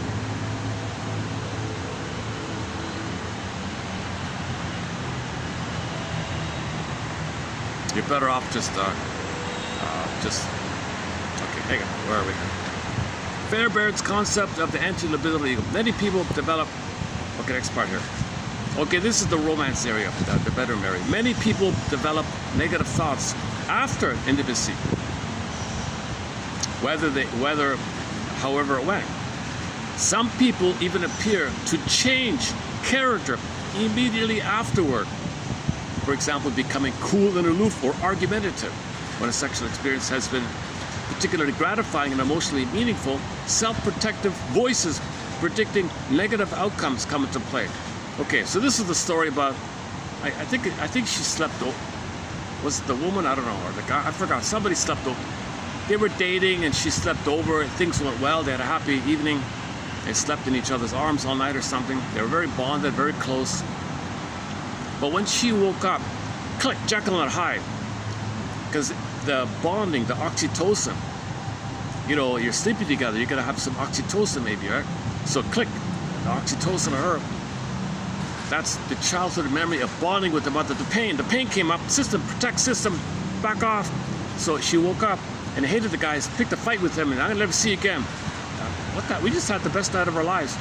You're terrible, I can't do this, I gotta get it. So that's this kind of thing. That's what's happening. So when you step out and do something healthy out of what you're familiar, you feel the death anxiety. So as a defense against the death anxiety, she rejected the guy and hated the guy to protect what she's familiar. So I don't want love. Love came up here. I don't want this. Go away. So this is also part of why some people are the promiscuity area. They can't stay with one person. They can't do long term. It's just next. Repetition compulsion. Many people find it difficult to face the fact that each close sexual experience has an ending and necessitates a letting go. So there might have been like a little bond. There was a bonding, right? But every bonding is a letting go. So a separation. So if you're connected, that means there's going to be separation. I don't want the separation. Again, so reject the bonding. Is that it? Each small ending can remind them that everything ends in separation. A devaluation of oneself and one's partner function to protect the individual against this anxiety. Okay, so if all you have the narcissistic self to protect your shell, you're this aggressive verbal abuse she shouted at the guy, let's say, it protects her grandiose shell, and she doesn't want to let up. And connect, let it out of the armor. So against. So this is the slogan: offense is her defense, because she can't let up because a love feeling might come up. I don't want that. That's the defense. I gotta, to prevent the pain of being reminded of my emptiness, and love would do that. I gotta always be on the aggressive. I gotta be always an aggressive. She's always, so she would do that, right? Neurotic guilt. Okay, next one here. Neurotic guilt. So guilt's a part of this. Okay, so we mean neurotic guilt, right? Neurotic guilt may be defined as feelings of remorse, shame, or self-attack for seeking happiness, for moving towards one's goals, and for pursuing one's wants. That's neurotic stuff. You're supposed to do something good for you. I feel guilty, can't do it. Okay, so here's this next point here.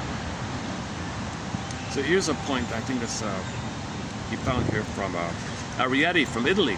Yeah, so he found a good quote here from Italy here. Hang on.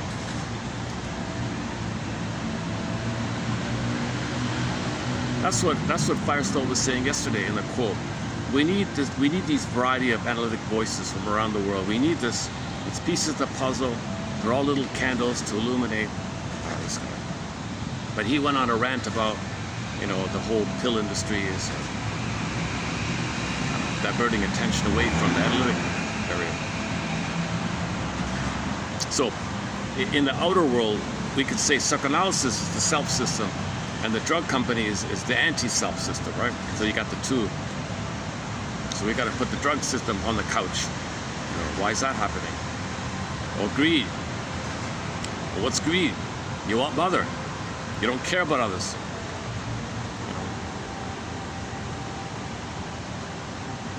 Because if you didn't get mother's love, you don't have the self-system to care. If you feel empty, you feel entitled, rosy living, symbolic breast, greed, gobble, you lie, you don't care about others. Empathy is a developmental accomplishment. Children have to be loved. So people aren't loved, they won't have empathy. They feel entitled and don't care. So it's greed, they create things to make money and they don't care. So you got to analyze the plunder system to support the self system. Right?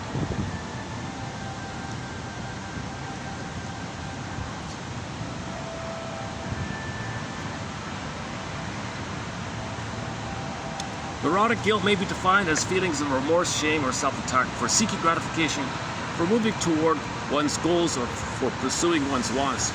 The person essentially characterizes himself or herself as selfish.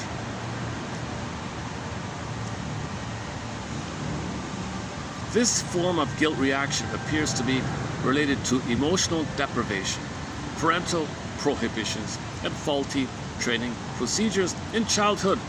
Becker in 1964 defined neurotic guilt as, quote, the action bind that reaches out of the past to limit new experiences, to block the possibility of broader choices. Page 186. He attributed the cause of this constriction of life to the, quote, early indoctrination of the child. Okay, Arietti, 55, in writing about the development of the, quote, bad child image, has stated, quote, if the parent is punitive and anxiety arousing, it is not because she is malevolent, but because he, the child, is bad. So the mother thinks the child's bad, right? So she's projecting. The mother is, so the mother is right in being harsh and strict with him and showing how bad he is. The child who is raised in this environment and wants to maintain the image of the mother as a benevolent person tends, therefore, to accept her negative appraisal of him. By accepting this negative appraisal, he develops the self-image of a bad child. That is, he considers himself inadequate, bad, and has little self-esteem. Page 48. Early in his development, the child begins to introject this negative perception of himself and gradually takes on the parent's point of view about his or her actions, wants, and needs. It is this process of introjection. So remember, introjection, something on the outside, you say it's yours within. Okay, the opposite is projection. Something inside of you, no, it's outside. Introjection. Early in his development, the child begins to introject his negative perception of himself that gradually takes on the parent's point of view about his or her actions, wants, and needs. It is this process of introjection that is responsible for the evolution of the pattern of negative self-critical thoughts known as the voice. That's what he means by the voice. The linguistic expression of this anti-self system, of the whole anti-self system, is a combination of introjecting all the negative things your parents said, your rage at them, and that negative voice of theirs co-opts your rage and attacks you. You put it all together, anti-self system. It's still a cry for love from mother. And the voice of it is still a cry for love from mother. Because of their total dependency on their parents for their very survival, children cannot afford to see the situation as it actually is. So children can't handle this truth. Enter the Twilight Zone episode, need to know. The metaphor was they lose their mind. They couldn't do it. The child would lose his mind. To protect his sanity, and he lies to himself like this.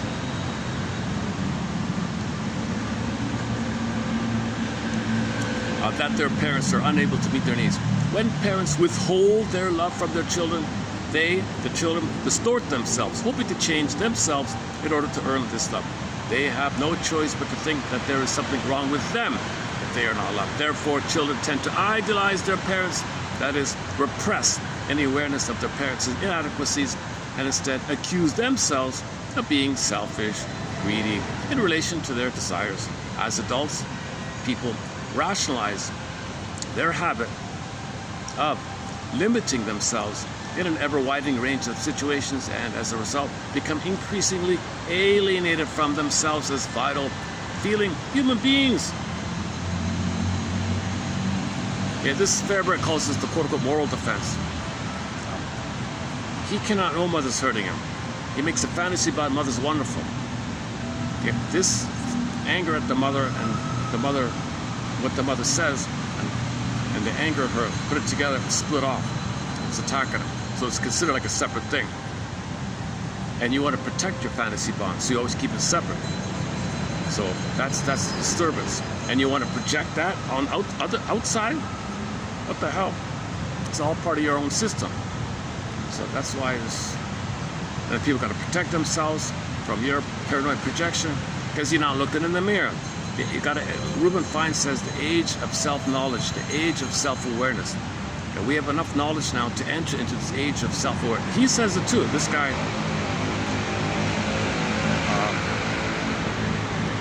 Which one was it?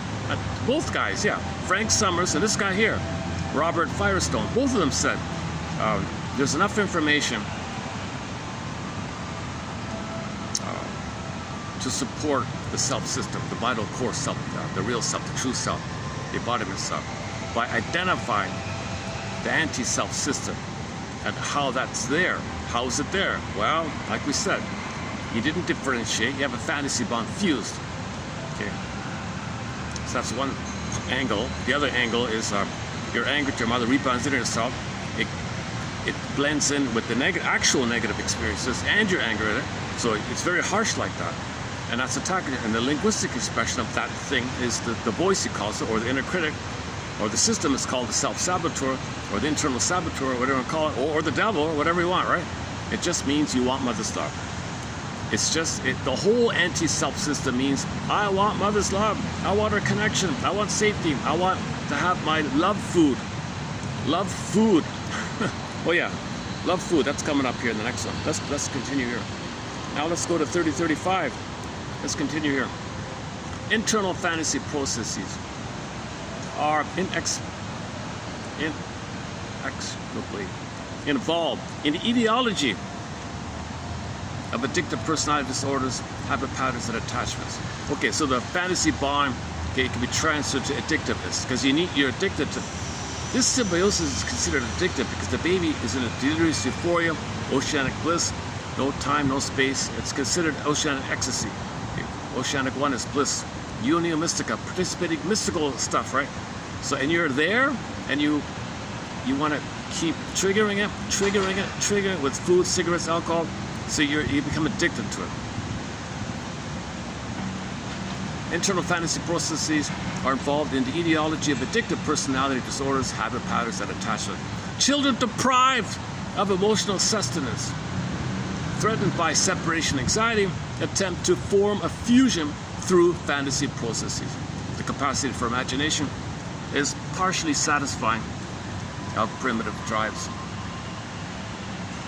The capacity for imagination is partially satisfying of primitive drives and emotional needs. Therefore, individuals deprived of love food, quote unquote, the necessary ingredient for satisfactory development, love food, reverie, mother's attunement, mother's entrainment, love and understanding, mirroring, containment, acceptance, holding, tenderness, sweetness, love food. It's a safe environment for the child to blossom. Its budding beauty, its emerging self can emerge and blossom. He can be embodied, have a sense of self, and differentiate. The food is needed to be himself. The love food is needed for him to be himself. If that's failed, he turns to fantasy gratification, which partly reduces the tension and acts as a painkiller. Yeah, so that's the opiate of the people idea, right? So these new age things can be addictive. These fantasies, things up there, it could be addictive. It's triggering the oneness of the uterus time. It can be dependent on it. Alman Paul referred to this activity as ATM, addictive trigger mechanism. And the fill-in for the fantasy bond is called the ersatz self-object. Now, self-object is the oneness of another. Self-object is the illusion of fusion. The illusion of fusion. The fantasy bond being the fantasy bond, he calls it, is the illusion of fusion by Helmut Kaiser. This is the ersatz self-object. The self and the object are written as one word. The two is one. So searching for ersatz self-object trigger the womb utopia bliss, and now you're dependent on it. But you can't accept whatever you get because oxytocin is too low, serotonin is too low, and you're always in pain with jungle mentality. So you're in survival, you can't trust the love, you got an armored system, you chase for fantasy. So now you're addicted chasing fantasy. So some people spend their whole lives just looking for fantasy fixes or whatever. So smoking, drinking, They develop this is, he calls it a kind of self-soothing. Some people call it self-soothing, self-medicating. He calls it self-parenting. This is also misleading. You shouldn't say this, but he says here self-parenting. You're trying to parent yourself, in which they are both parent and object of the parenting. So what he means by self-parenting, he means like if the baby's gonna suck his thumb, the thumb sucking, he's turning to his thumb to mother himself. He's parenting himself. The thumb stands in as symbolic nipple. The nipple wasn't there, he turns to his thumb. That's child abuse. The mother's abusing. The mother, no baby should have to suck his thumb. If the baby's nursed properly, he would never think to look for his thumb. Where's the nipple? No nipple. Oh, there's his thumb. Or toe, I don't know, or something like that, right? Whatever the kids do. Or the pacifier is coming in. The kid throws away the pacifier. She puts honey on the pacifier. What an insulting, shaming thing.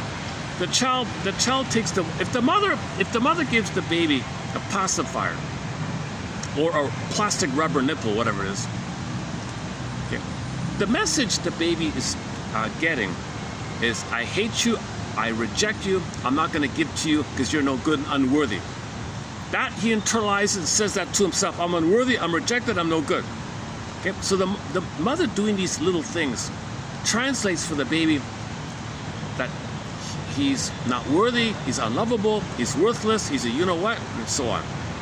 So this is the voice that forms, that expresses this system called the anti-libidinal ego, self-saboteur voice. So this is his therapy is called voice therapy. You want to face this voice and put it out of you and say, no, mother said you're no good. But mother gave you the rubber nipple or the pacifier. That's her saying she hates you. Don't say you hate yourself. Mother hated you. You're okay. Mother hated you. Don't say you hate yourself. Just say mother hated you. Now, to understand your mother, then you got to put her on the couch. Why did she hate you? Well, hate from the mother's point of view is her cry for love. Now, she's got an anti-system, right? So she is crying for love. Hate is a cry for love. So when the mother hates the baby, she wants love from her mother, but the baby can't be the baby's own grandmother to love her.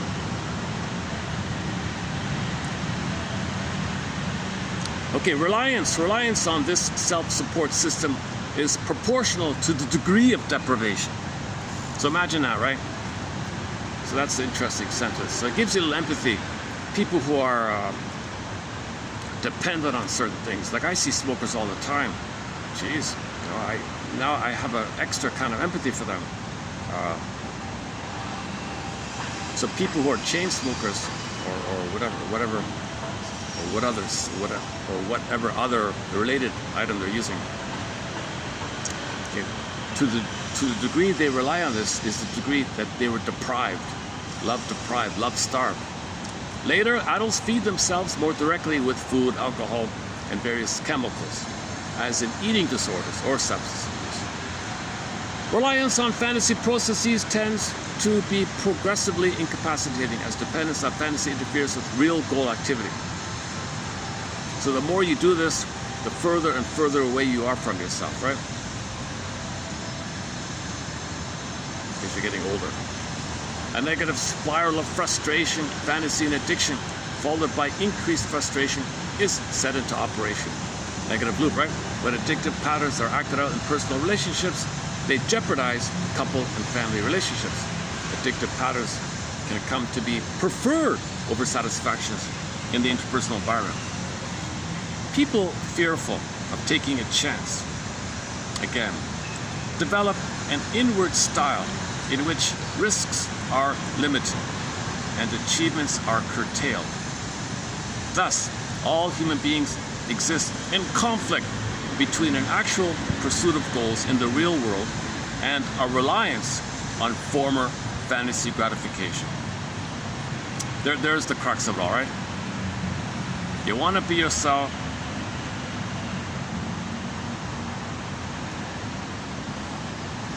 You want to pursue goals from your real self versus your reliance on fantasy gratification.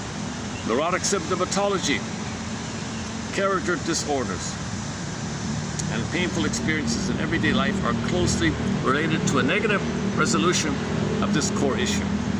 In the course of the developmental sequence, psychological equilibrium is achieved when a person arrives at a particular solution to this conflict.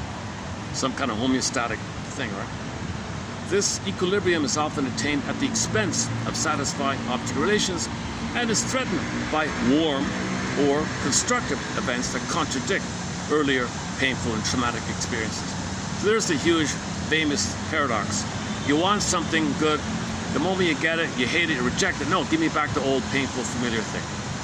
That's considered the conflict like that. Part of you wants, on the one hand, you want love, on the other hand, no way, you know. Simple classical conditioning, basically, right? Movement in either direction. A retreat further into fantasy and self-parenting, or movement toward external goal-directed behavior is accompanied by either negative or positive anxiety. So once you step out of your mental construct, psychic construct, personal construct, internal working model, internal setup, okay, schemata, blueprint, assumption model. Once you step out of this thing, fantasy bomb, okay, inner voice attacking you, and you're numbing, you chase for symbols to keep you numb, and your voice is attacking you, chase for symbols to make you feel better, voice attacking you, chase for. Once you step out of this thing, whoa, anxiety, whoa. But that's the system's there because you don't want to feel the anxiety. You step out of that, you're going to feel the anxiety. Once again, master system. Self-activation or real self-activation triggers abandonment depression, which leads to defense. Again, defense is something you do to make you unaware of the pain. And is that it? Oh, is that it? Oh, last one here. Okay. The defensive process eventually becomes addictive. It persists for long periods after deprivation has ceased and predisposes negative behavior responses. For example, individuals who exist primarily in a state, inward state, of fantasy, drastically reduce their emotional transactions with others. Think about the schizoid, right? The more they're in fantasy land, the more they don't want to interact with others, right? A withholding style of relating is manifested, and both giving and taking are restricted. Once the fantasy process and associated behaviors are established, he defends it at all. Don't intrude on it. So imagine a schizoid man imagine the guy reading his newspaper, the father reading newspaper, and he gets in a rage if somebody interrupts him because he's in this bubble fantasy, hiding behind the newspaper, let's say. And somebody wants his attention, and he shouts violently at the top of his lungs, like, whoa, right? Because he's feeling the death anxiety. So he thinks he's going to perish, so he's in a rage at psychologically being impaired. It's a simple, trivial little thing, right? Maybe the cat moved across the paper and he shouted at the cat, or whatever, or a kid, or whoever, I don't know. Just making it up here.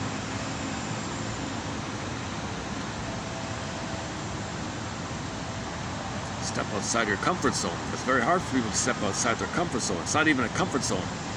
It's a fake comfort zone. It's the only zone you know. It's a painful zone. Step outside your painful zone. I can't. My pain is comfort. Okay, play this back to Pat Benatar. When love and pain are the same. And the song Ain't That, and also by the band Fanning, the cover of the song Ain't That Peculiar. Ain't that peculiar? Ain't that peculiar? The man says, I only love women if she treats me badly. Ain't that peculiar? She doesn't return my phone calls. She calls me all these names. She treats me badly, and the more she does that, the more I love her. The more I need her. Ain't that peculiar? That's his comfort zone. It's a painful zone. That's the only zone he knows. The only zone he knows. That's the armor thing. He's recreating it. He'll only choose women who reminds him of the rejecting mother, or whom he can distort and twist and see as her, or provoke as her.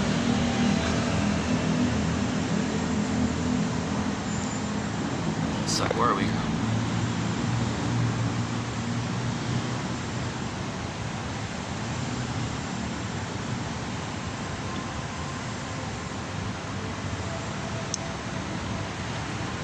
Okay, talks of, okay. It is important to note that the process of gratifying oneself in fantasy and that of seeking satisfaction in the external world are mutually exclusive. Thus, real satisfaction represents a threat to the fantasy process. So happiness is going to interrupt your fantasy world. So if the person is schizoid and has this fantasy that he's a king and a god in his own mind, a legend in his own mind, let's say, vanity, a personal private vanity, he thinks the Superman's doing all these things in a private little thing, and he does something real, like play with the cat.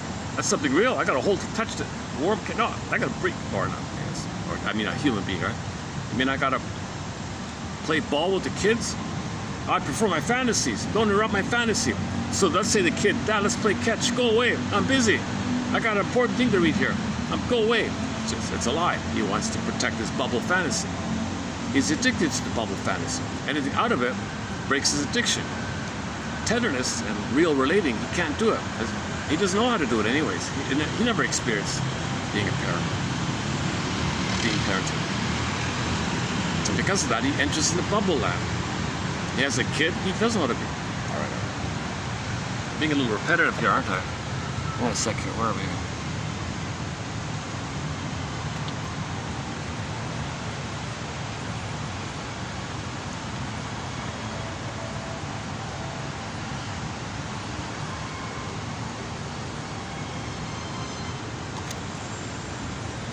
Real satisfaction represents a threat to the fantasy process. The voice refers to a systematized, integrated pattern of thoughts and attitudes antithetical to the self and hostile toward others. That is the basis of an individual's maladaptive behavior. The source, okay. So here's just some examples of what leads to this voice, quote-unquote voice. The source of destructive voices are related to A, the projection of negative parental traits onto the child. Okay, negative parental traits by the parents onto the child. Mother feels that she's no good. Child, you're no good. I see you as no good.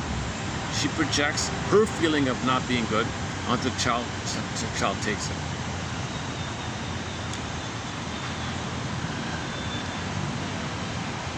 That's A, right? Whatever, and so on. Where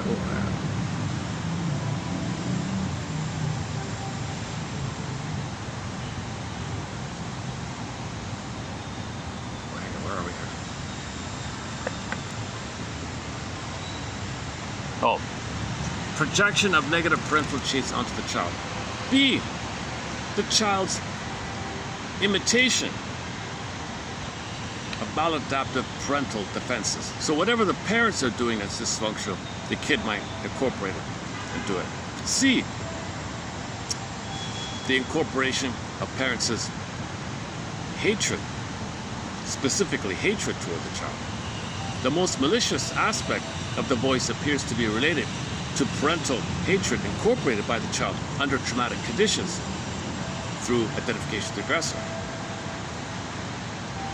So why are parents? So what's wrong with the parents? What's going on with them? Why are they so angry? Why would a mother be angry? Reasons why mothers feel angry and resentful toward their children. One, mothers' defenses, or parent or father, parents' defenses are threatened by their children, i.e., the innocence of the child reminds them of past hurts and threatens to reactivate the pain they suffered in children. Now, this is a common one. So seeing the innocence and need for love and tenderness triggers that they once needed, and the pain around, I don't want to see it. So they crush their child's innocence because the memory that their innocence was crushed and identified with the aggressor due to the kid was done to them, and they don't want to see it. So it's envy, hatred of this, hatred of the good. Child is good. Child is good. I was good. Too much pain. You're good. Reminds me of pain. I don't want to feel pain. Take away the good. 2.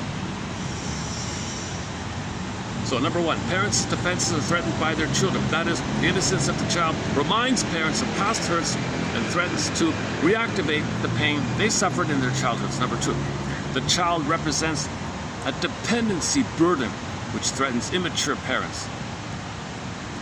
Okay, oh, so kid, you need me. Well, I'm a child, I can't do it. I'm a child myself. Number 3, a child's helplessness and vulnerability remind parents of their own fears and weaknesses, qualities that many parents find unacceptable in themselves. You know, kid, you remind me of myself like that. I don't like that. Number 4, a child is perceived to be a rival. Okay, so this is when the father is angry. Usually the father is angry that his wife is spending all the time with the little boy. He feels, and some mothers provoke him. Some mothers want a boy so she can have the excuse to provoke the guy to be angry at her. So she's using the boy as a pawn in her battle against him. And the father might say, sacrifice, take him, leave me alone, I'll go to the garage. Fine, fine, gobble him up, he's yours, I give up. So the father didn't know how to deal with this issue. That A, his wife doesn't want him anymore because he's got the boy. She got what he wanted. Doesn't need him, just kind of thing. Or the mother's not like that. Let's say the mother's just being a normal mother, but the guy feels upset about it. So there's part of it. See, that wouldn't happen if the mother's being loving. The father would be happy. I'm sure 99.99% of their fathers are happy to see the mother's doing a good job with their kids. I'm so happy to see this. I'm so glad my kid's getting a good start in life, getting a good foundation, and getting a good system, a good self-system of differentiation. Oh, this is awesome. I'll have my turn to play ball with and show the kid things like a normal family, right?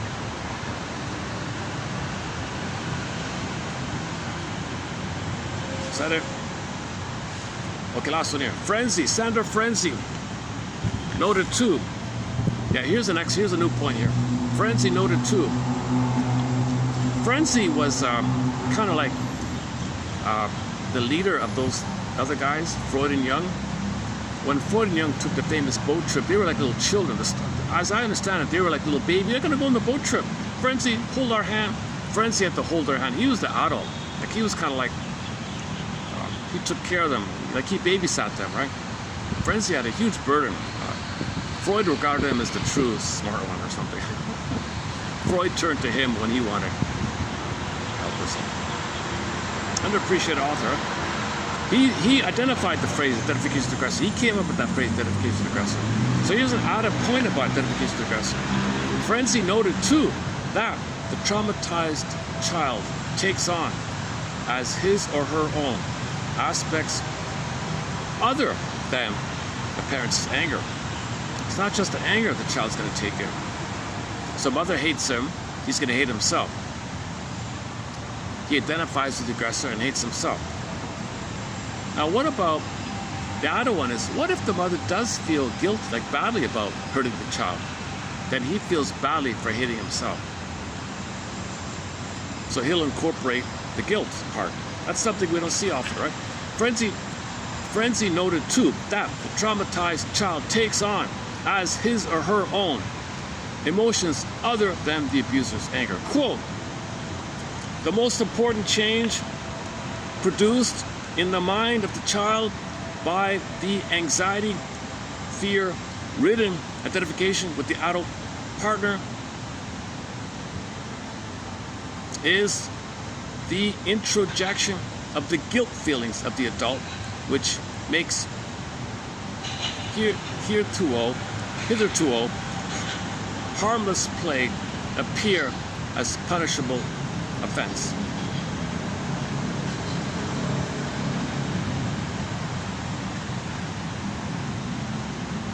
So the child does some harmless, innocent play. He feels guilty, he's being punished. Wait a minute. The parent hurts the kid, the parent feels guilty. I think what he means is later on, if the kid wants to play ball, he feels guilty. Whatever he does, he feels guilty.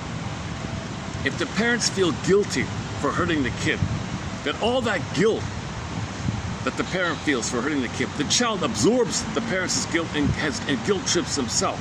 So whatever he does, he feels guilty. So these are the people who say, I did nothing. I do these innocent little things. I don't know why I always feel guilty. So the common example is some people cannot exit a shop without buying something. They feel guilty. I did something wrong. I went, I just wanted to look. I better buy something. Maybe I'm doing something wrong by not buying something.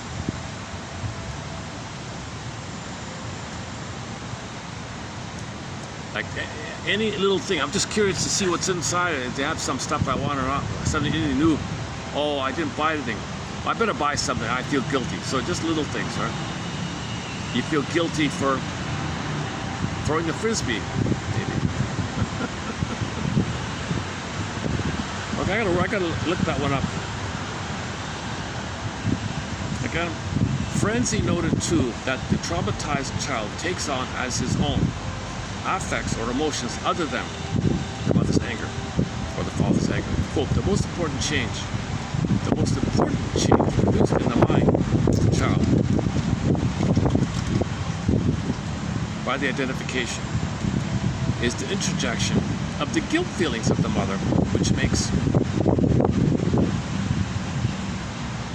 hitherto harmless play appear as a punishable offense.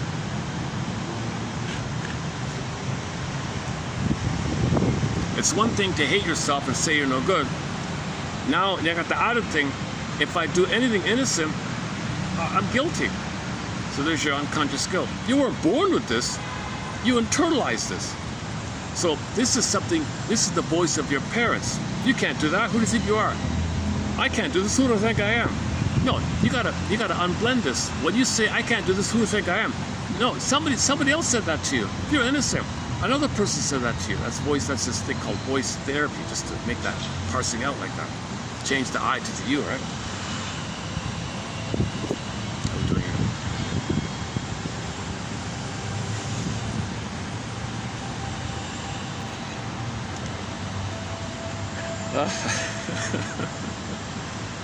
Check my chair here.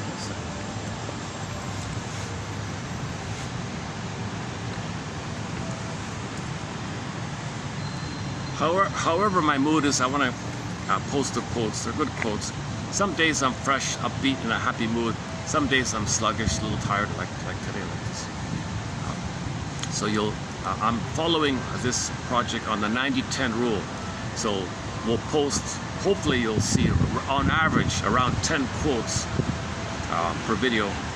And the hope is that 1 out of 10 will spark that curiosity that leads to empathy and understanding. And there's your CEU, the Continuing Education Unit for the Soul. Next stop, Twilight Zone. What a great show, Twilight Zone. Opened about a year and a half ago in Rod Serling's hometown. They put up a statue, a very good bronze statue with the door there. That's key with the door, because that's like this other world, right? Through the door. Limited only by your imagination, beyond sight and sound, this other place, next stop, woo, that rabbit hole, you know, so this is unconscious. Now in this unconscious, one way to think about it is you can amalgamate everything in there and fantasize a character that possesses everything about you that you don't know. That's your double self, your secret self, your hidden self, your shadow self, your shadow soul, the one who walks with you, who's not like you. Who is you? Someone's living my life and know nothing about him. Or this stranger, this unknown character, this stranger character. In the film, that certain feeling, the woman had a problem, went to the shrink. Shrink said, your problem is a communication from your secret, from your stranger within. Would you like to meet your stranger within? She joked and said, I'm afraid of strangers. It's her own thing. So it's a communication. So the symptom she had was a communication of the anger and the hurt and the pain. Okay, remember the anger rebounds into yourself. Your double self knows it. It's communicating it to you. So this is the idea that this is the idea. Yesterday he said, Firestone quoted Joseph Ledoux. He said the goal of therapy is to help create synaptic connections between your cortex, left brain, to your survival brain, the amygdala. The amygdala doesn't know time. And all that's going on, all those emotional, painful memories, no time, spinning around, survival juggle, okay, that's the amygdala. Fight or flight response, armor, fear, you're stuck there. That's the amygdala stuff. to release things, you need consciousness. When the consciousness can create a synaptic link, he said, you're making the unconscious conscious. You're letting loose. You're letting yourself be more in the present. And nature wants you to be in the present. You're meant to live and love in the present. You're meant to have your vital self, your core self, your true self. You're meant to be there. In order to allow that, you facilitate innate healing processes by building consciousness, building the ego, strengthening the ego. That's what all these quotes are for. All these 200,000 quotes and all these books and Firestone and everybody else exist to build this thing. And that's what the president said for Summers. He said, we have thousands and thousands to offer. Each one offers a little thread, a little spark, helping you to weave the basket. Psychoanalysis looks for an egg in a basket that's missing. So we weave the basket with all these theories, and then egg, the potential, the rebirth, the vital self, getting back to yourself, comes up.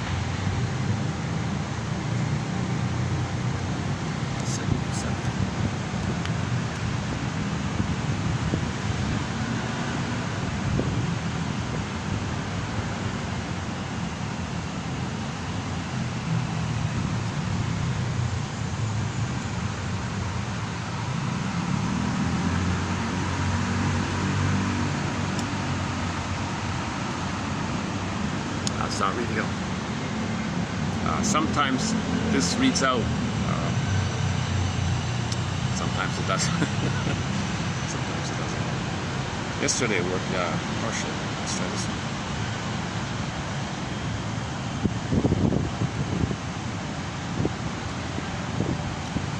When it works, it's good. You know, when the phone works.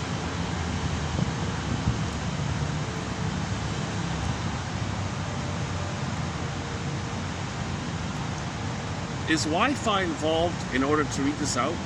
Or is it just built in? Like, do I need the Wi-Fi to read this out? Or is it just already within the phone? Anyways, so submitted for your approval and consideration, should you choose to accept it, is to visit these 3 pages, 30, 34, 5, and 6. Actually, hang on. We did 30, right? What about 31? What's 31 again? It starts with, yeah, okay, it starts with 31. Actually, it starts with 31. Go to, so, let me correct you. 30, 31.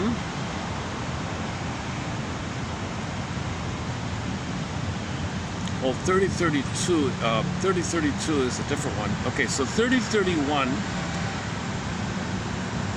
Okay, so 31, yeah, 3, yeah, 30, 31, and then 30, 33, and then 30, 34, 5, and 6. Submitted for your approval consideration, should you choose to accept it, is to read those 4 pages. Just mention and see what you think. Or get the man's book. He's got a website, all the books are there. The older ones you can find easily, but the newer ones,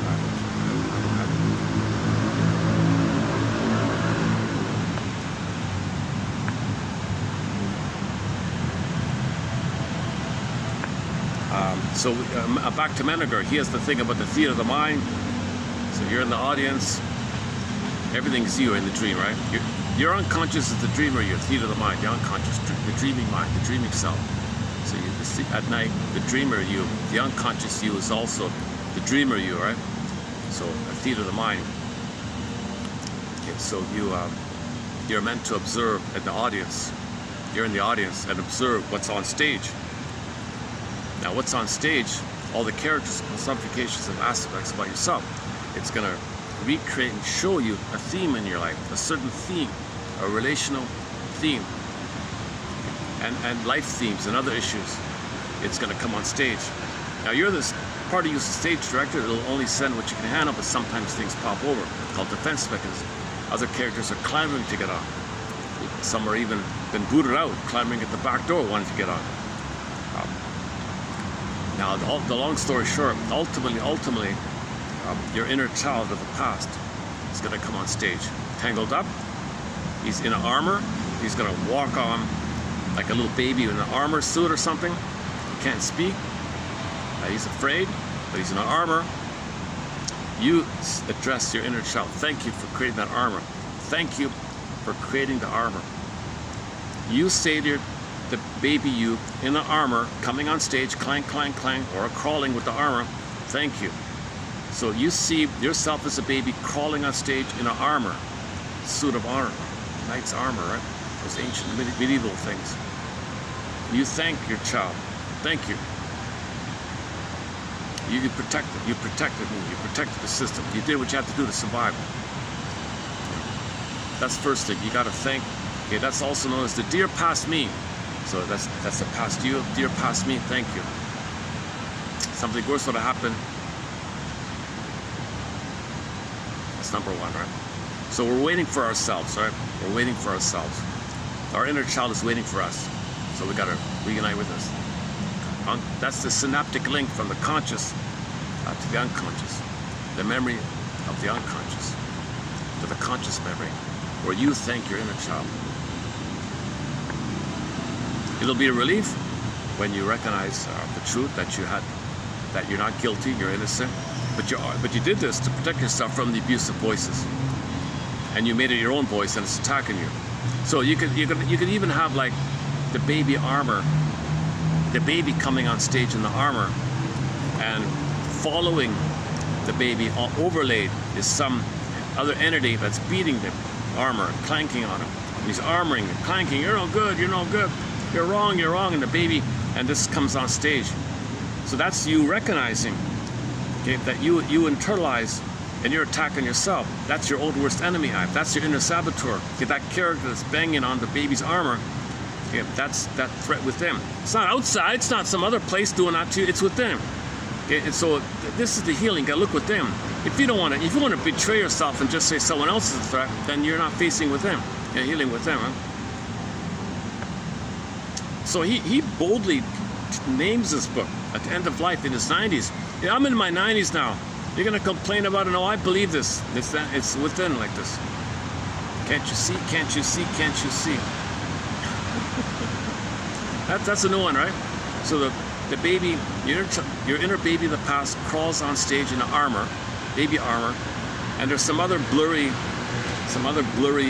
creepy thing, whatever, an amalgam of your parents' negative voices, some kind of monster energy, some demon character, I don't know, some kind of devilish character banging on the armor of the baby. He's trying to crawl, he can't speak. So that's a pretty graphic image, I think, to see what's going on in the psyche. And you're betraying yourself by just projecting, oh, this devil guy inside of you is outside somewhere. What the hell? It's within. Theater of the mind. Theater of the mind. Carl Menninger. Read this book called The Human Mind. He's got a section in there called, we covered it here, called Theater of the Mind. The rock band Mystery has an album entitled Theater of the Mind. And one of the songs on there called Inner Journey Part 1 is on that. We play here sometimes. Oh, so.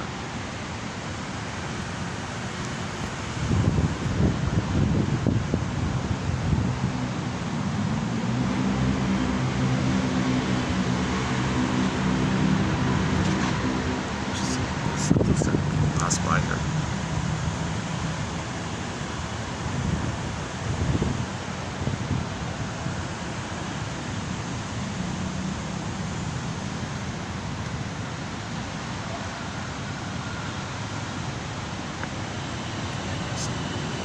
Let's just take a short musical break. Let's play Self-Saboteur while.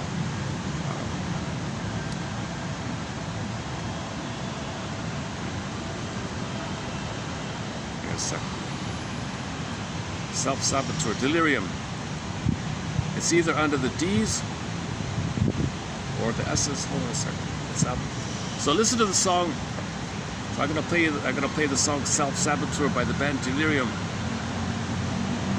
Can't you see? Can't you see? Can't you see?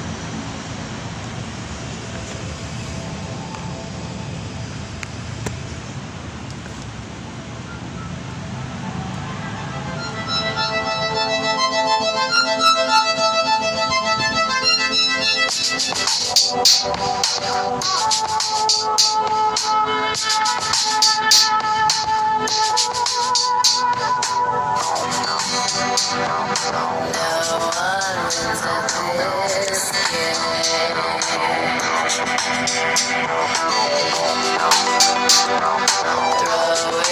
knives in your face,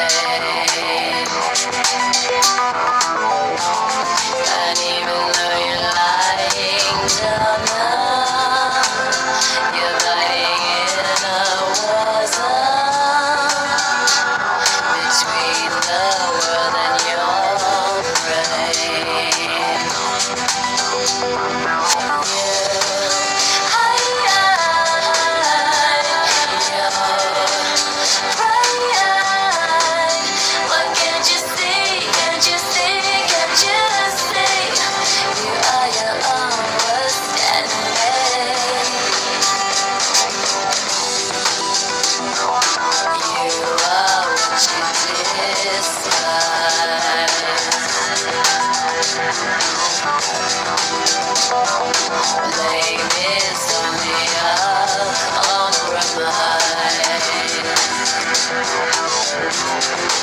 Anger is your bow and arrow. It's better than a shield for your sorrow. When nothing's hurting inside.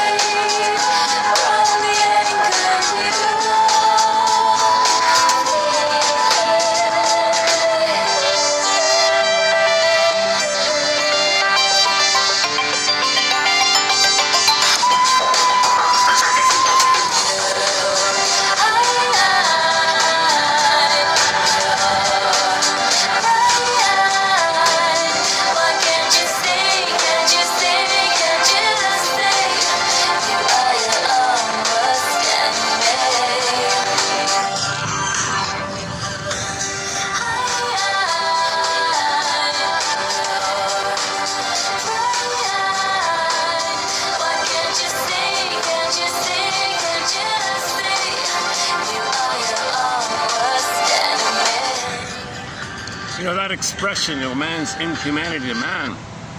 I mean, think about that. So the theater exercise, you see your inner child, the baby you armored, and some kind of phantom wicked queen beating, hitting you like that. And then somebody says to you, oh, outside over there is a threat. Oh, okay. And meanwhile, that's going on. Doing that perpetuates, you're hurting yourself when you do that. Man's inhumanity to man, and yourself. Bergler says that the only thing equal to man's inhumanity to man is man's inhumanity to himself.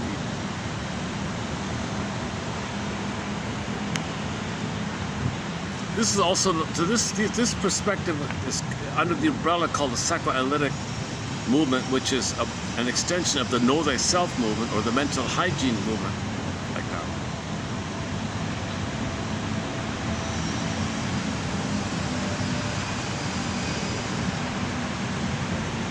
Joseph Barnett says, give everybody in high school this information, you know, how to make I statements.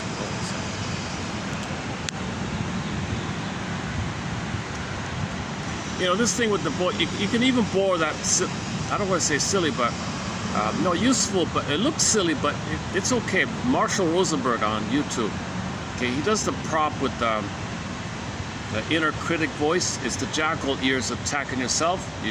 You turn the ears point outward, that's you're criticizing others, or you're criticizing yourself. So normally it's in, but you can also attack others, you attack yourself. It's a jackal, right?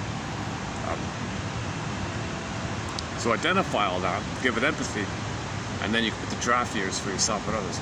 The draft ears is, so the draft ears corresponds to the self system, and the jackal ears corresponds to the anti-self system, but the anti-self system is an amalgamation of your original cry for love from other.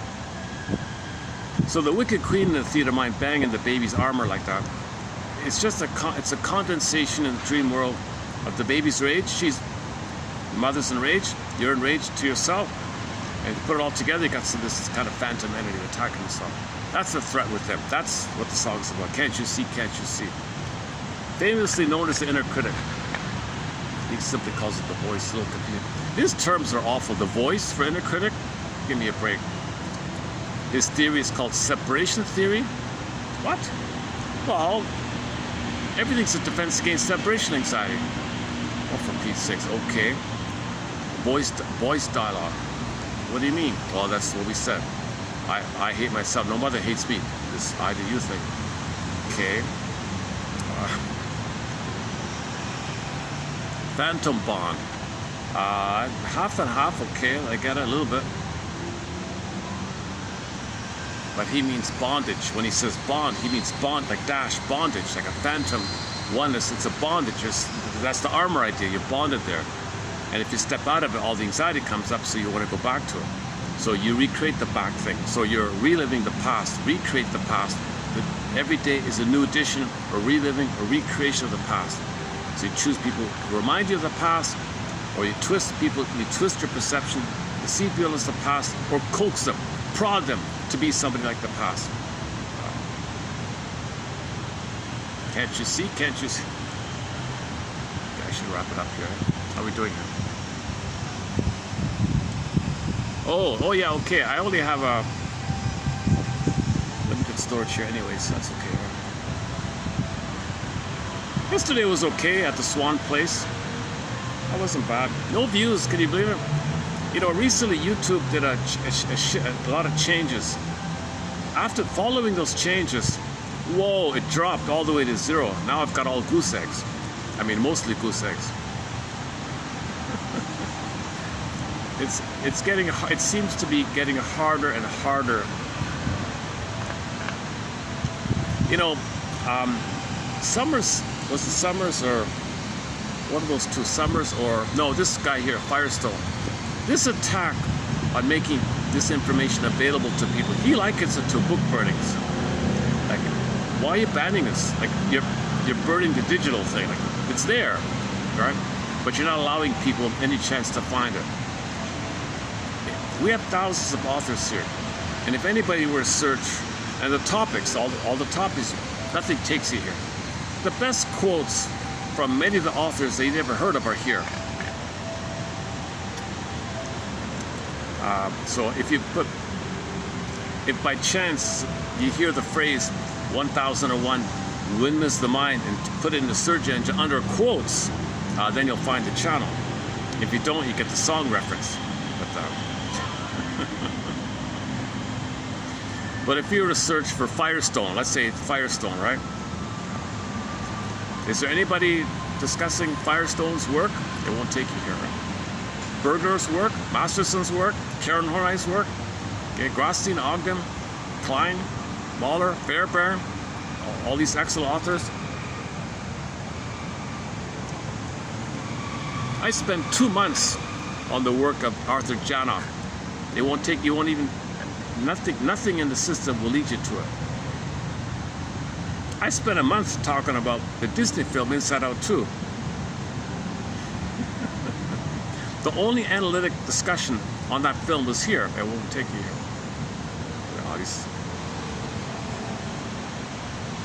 That might be the one exception. I did once search.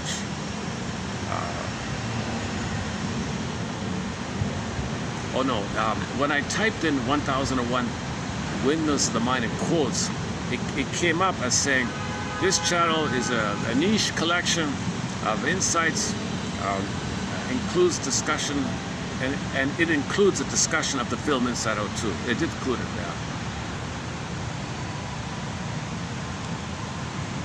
So you're watching a niche project, a specialized niche project. It's for people in midlife mainly, right? Young people are not going to be interested in this. Young people are chasing the fantasy bound. Come on, give me the fantasy. Someday a fantasy will be a mother's love in the past. Your defensive structure is an armor. Burglar likens it to a sponge instead of an armor. If the sponge absorbs all the time, but it dries out and then things leak out like that.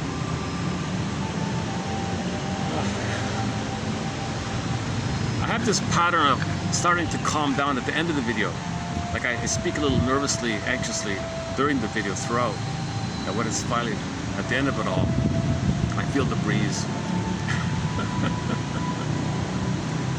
A recent quote was, notice the interplay of the two energies, right? The receptivity, the yin, and the activity of the breeze, and feel. So you doing the feeling, that's the feminine, and the breeze is the act of breezing, or the act of doing. So the intermingling, like the sky is there and the clouds are moving. Just notice this yin and yang and everything.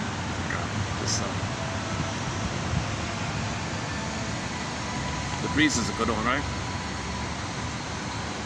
So from the soil, the flowers blossom. The soil is the yin, and the blossoming up of the flowers, that's the active yang. So when something's active or moving, that's considered the active, and the one is like the holding and the receiving, like mother holding the baby, that's the feminine, the nursing, and the baby grows, and things like that.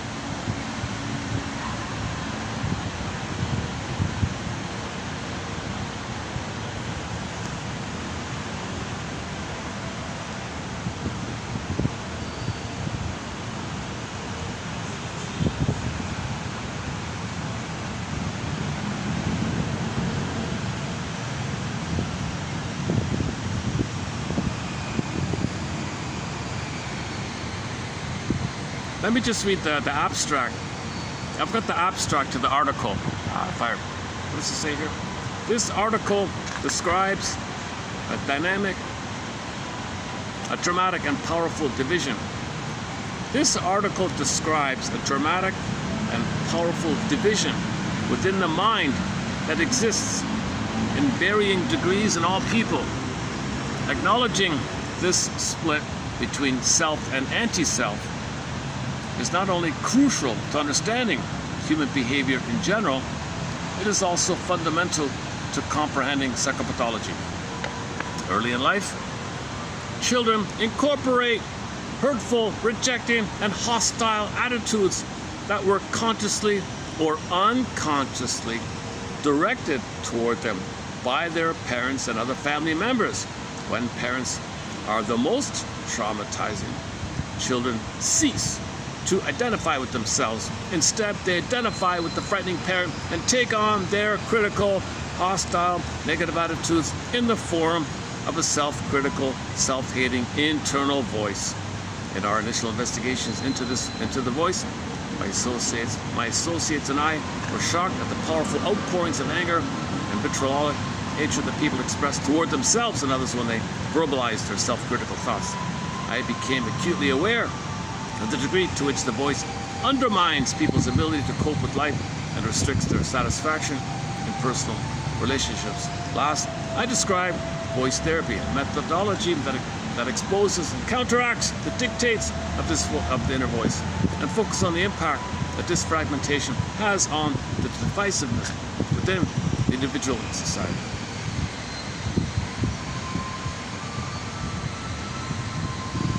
Yeah, Carl Menninger. The constant conflict of these opposing tendencies would appear to be the dynamic heart of the world. Oh, that dynamic heart of the world. So this self-system, anti-self system is the dynamic heart of the world. Which wolf wins? You feed your true self, but that includes understanding the anti-self system. So when you see the baby crawling on stage in the armor and the wicked queen beating it, okay, that's you identifying this.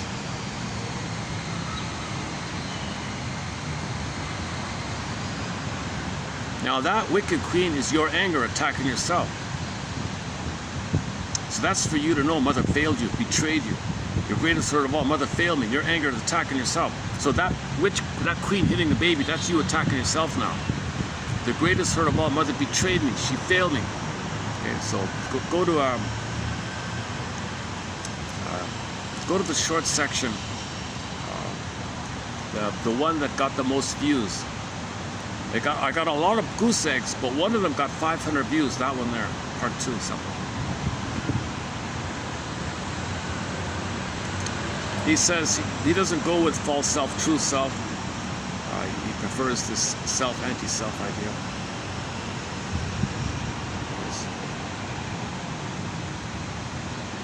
In his conceptualization of self psychology, Kohut pointed out the distinction between a cohesive self structure and a disordered self. Okay, similar. So Mr. Kohut has it as cohesive self structure versus the part of you that's attacking yourself called the disordered self structure. Characterized by unsatisfied needs for self objects and the inability to maintain a steady level of self-esteem, formulate regular, realistic goals, or empathize with others. Okay, Mr. Firestone seems to be a bit of a fan of Guntrip. It seems he read a lot of Guntrip because he quotes him a fair bit. We have some of his quotes, Mr. Guntrip. Guntrip studied under Fairbairn, by the way. So Fairbairn analyzed Guntrip, and Guntrip studied with Fairbairn. So Guntrip kind of picked up on Fairbairn's work a little bit. And Fairbairn was analyzed by Klein, is that right, Melanie? And she was analyzed by Frenzy. So it's interesting with this kind of passing along with these insights here.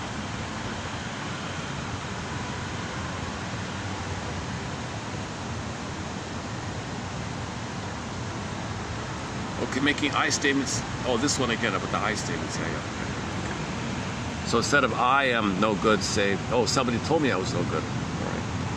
That's called voice therapy.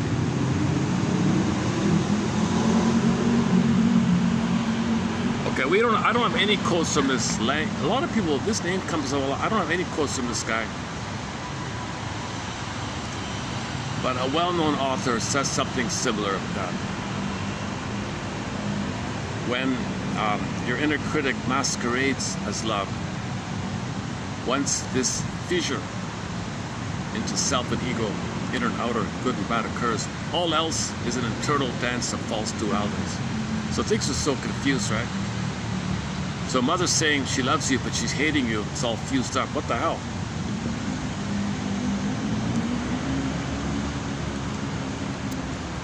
Okay, yeah, here. Okay, the self system. Yeah, this part's good. The self system is originally composed of the child's unique physiological and genetic makeup, as well as of their harmonious assimilation or integration of the parents' positive attitudes and traits into their personality. So the child does internalize something good, right? Parents' positive inputs, along with their ability to repair misattunements, support the development of vital functions of the prefrontal cortex in the child's brain. For example, body regulation, attunement, emotional balance, response, flexibility, empathy, self-awareness, insight, fear modulation, intuition, morality, etc. The effect of ongoing psychological development, further education, and imitation of positive role models throughout a person's life continue to contribute to the evolution of the self-system. People's personal goals, such as their basic needs for food, water, safety, intimacy, their desire for social affiliation, achievement, activity, their expression of love, compassion, generosity, and their pursuit of transcendent goals related to seeking meaning in life, all aspects of the self-system. Positive environmental influences enable the mature individual to formulate their own value system, develop integrity, and live according to chosen this area, versus the anti-self system. That's the self system, right? Anti-self system. The anti-self system is an overlay on the personality, representing the incorporation of external, negative, judgmental, and hostile views toward the self. The defensive process develops originally as a protective response to interpersonal pain in the family and is later reinforced by an awareness. The nascent anti-self is also affected by the suffering inherent in the human condition, basic existential problems of aloneness, aging, physical, mental illness, other facts of existence that have negative effects on the person's life experience. Okay, so he includes environmental factors. So if you're watching TV and you're watching the glorification on violence nonstop, that's going to contribute to the anti-self system, right?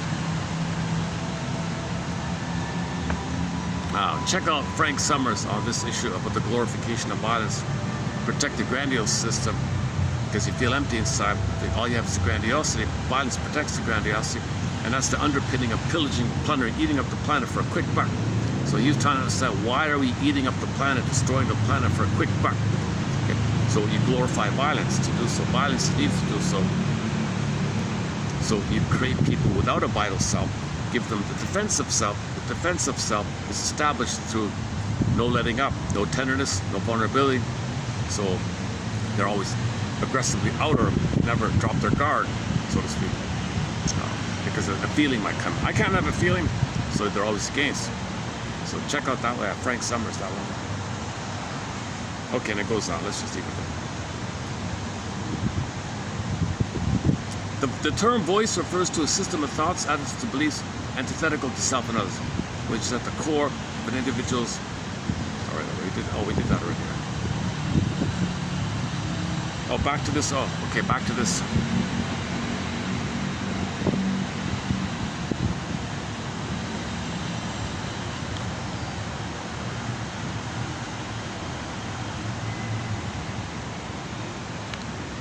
I wish I could get this thing to. See, in the book it's on an angle, but my phone doesn't. I don't seem to have the option to, oh, hang on. Oh, what if I open it in another manner? Hang on a second. Hey, oh, I see. Let me open this with another app. Hold on a second. Let me try this one.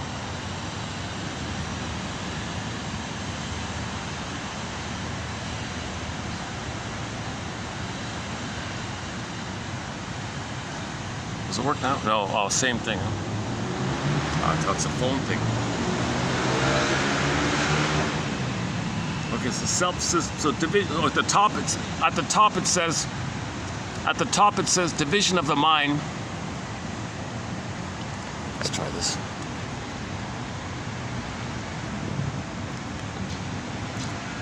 At the top it says division of the mind.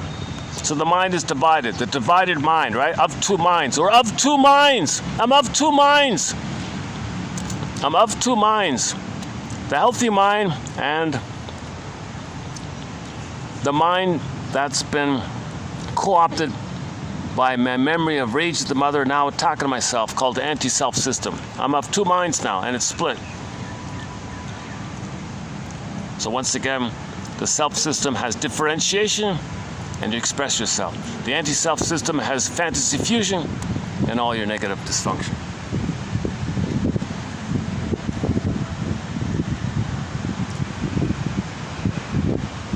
If this phone just suddenly cuts out, that'll be the end of the video, because I'm not sure exactly. It's usually around the 2 hour and 50-minute mark. It'll just suddenly cut out. Luckily, I don't lose the video. Just storage issue.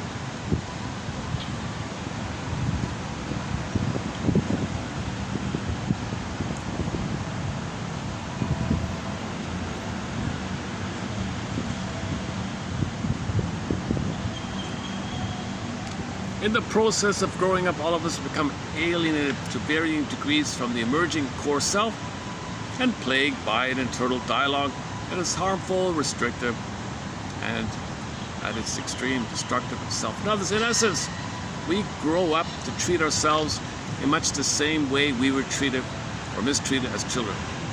Right? Okay, that's a good conclusion, right? In essence, we grow up to treat ourselves much the same way we were treated or mistreated as children. By identifying the anti-self and going against the dictates of the voice, we can begin to address some vital questions. Am I living my own life? Or am I living a life determined by others? Am I being controlled by the ways my parents and other people have viewed me, or by attitudes that express my real self? The more we are able to break with our incorporated destructive prescriptions for living and differentiate our own point of view from the views posed on us, the greater the opportunity we have for fulfilling our personal destiny. Destiny. Mystery, the band, the band Mystery has an album called Destiny. I'm reading the footnotes here. Hang on.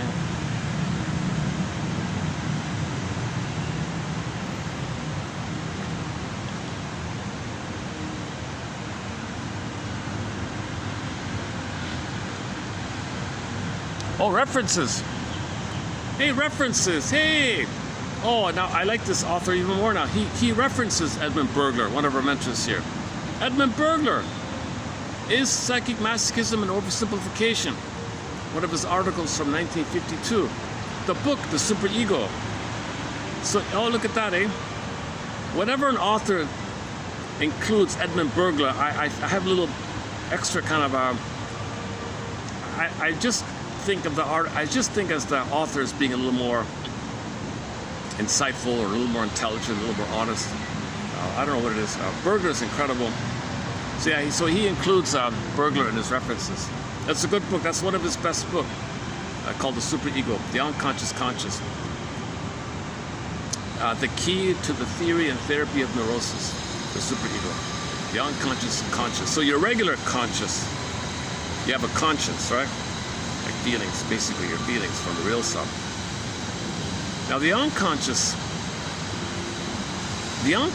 sense of conscious is not the same as like a regular conscious. Like in your conscious world, you're conscious, you're unconscious conscious. So the dream world.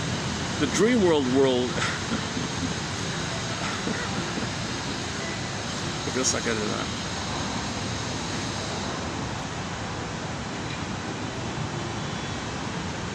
Good trip, yeah. Personality, structure, and human interaction. The developing synthesis of psychodynamic therapy, yeah, good trip. Schizoid phenomena, object relations in the self, two of his books there.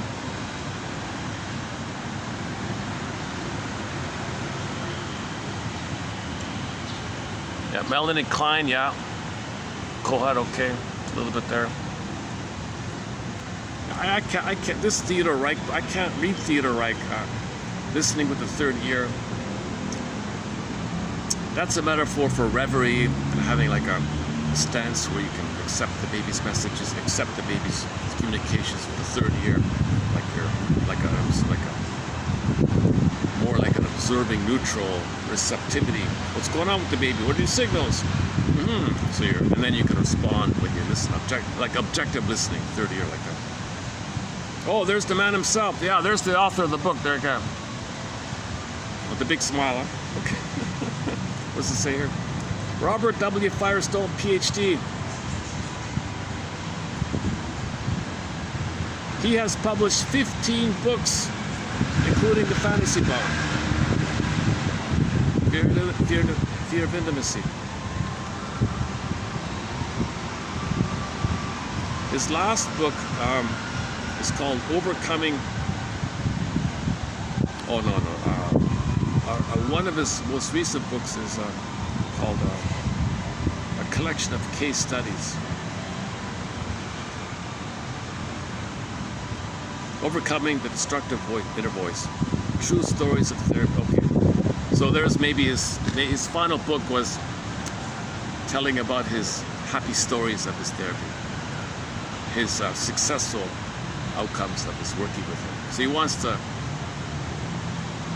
look, everybody, I did some good here. Here's some good stories here.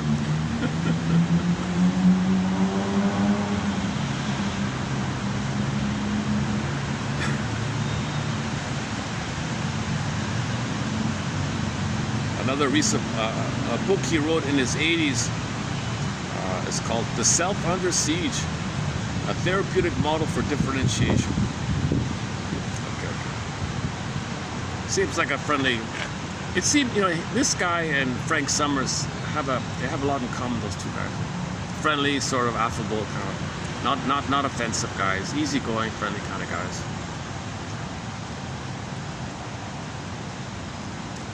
Can't you see? Can't you? Got a little silly here at the end here.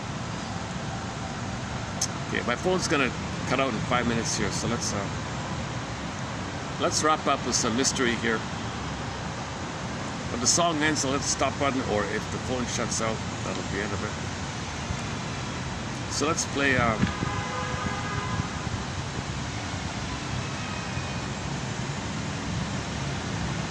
Got a second. Let's switch one.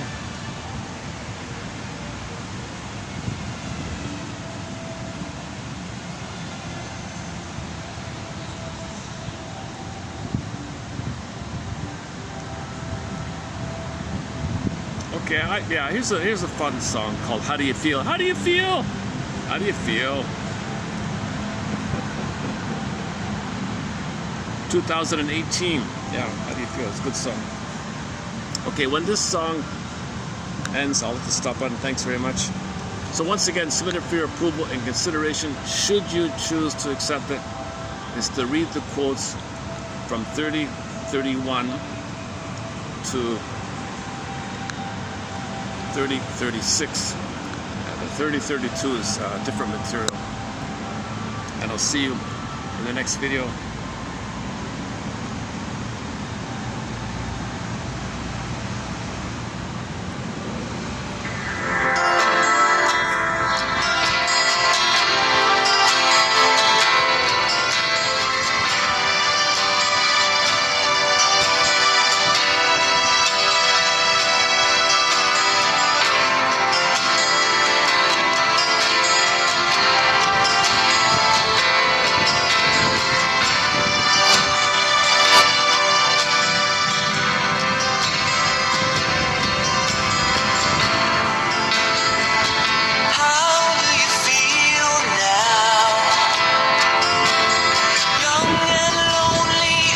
Straight